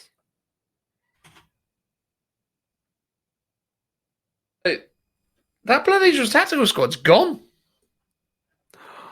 They're squatting Marines. Well, not squatting them, but it's not. Hang on, I'm going to have to Google this now. Blood Angels Tactical Squad. Have I? No, there they are. Is that them? I don't know because I can't actually see your screen. Yeah, no, there's the Blood Angels Tactical Squad as part of the Start Collecting box of old. But they don't sell them anymore? I don't think they sell them anymore, Phil. Have you just skipped over them? I don't think so. I mean, it was literally called the Blood Angels Tactical Squad. Oh, well, Ben Kerry should consider himself lucky then, because he's got very to be the proud owner of a Blood Angels Tactical Squad. Yeah, it doesn't exist on the Games Workshop website anymore. Mad. I mean, there's a very small chance it's just missing due to reboxing or whatever, but that sounds unlikely. Highly unlikely. And that was a really cool kit because it had a heavy flamer in it. And yeah, it was the only tactical squad that had a heavy flamer. Oh. Like as a box set. In fact, I think it was the only tactical squad back then that could have a heavy flamer. How weird. Hang on, I'm now going to have to go to... All right, last look. Element Games. Come on, Element Games. What have you got in here? Blood Angels Tactical Squad. There it is. £27.50. Unavailable. No. Look, breaking news here. Well, They're exactly. Gone. Assuming if that was any way important news to you, the Blood Angels Tactical Squad is now dead. And it was a very specific kit. I'm going to say it again. It was a specific kit. It's not just the Def Company kit. It's a totally different kit. That's bizarre. All right, okay. Well, if you want to collect Firstborn Blood Angels, you're out of luck for that specific thing. That's weird, though, isn't it? It's weird when GW just get rid of stuff and they don't really... Did they make a song and a dance out of that? Did they tell anyone it was going? I don't know. Normally, they do tend to put stuff on last chance to buy, and it might be it's been there for ages, but no one cares, right? Or it's something where, well, there's two reasons. One, it's just unavailable due to like COVID and factory environments. So they've just, rather than display out of stock or no longer available, they've just removed it from the store, which is, I think they sometimes do, especially, well, I know they do it more for Forge World stuff. But yeah, maybe they just removed it and they've just discontinued it stealthily.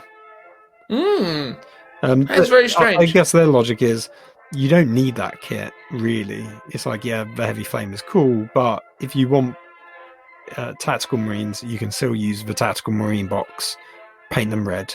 That's not a problem. Yeah, of course. It's not like you can't still take tactical Marines. It's just it's strange that... Yeah, it's just strange. I wasn't expecting it. They've still got the Terminator Assault Squad. So their Blood Angel specific Terminator squad still exists. But not the tactical squad. There we go. Look at that. And on that unearthing bombshell, the truth. we can say goodbye. Exactly. That'll do. On that bombshell. Goodbye, everyone. Goodbye. See, there's no Bye-bye. tease. It's a bombshell instead. Goodbye.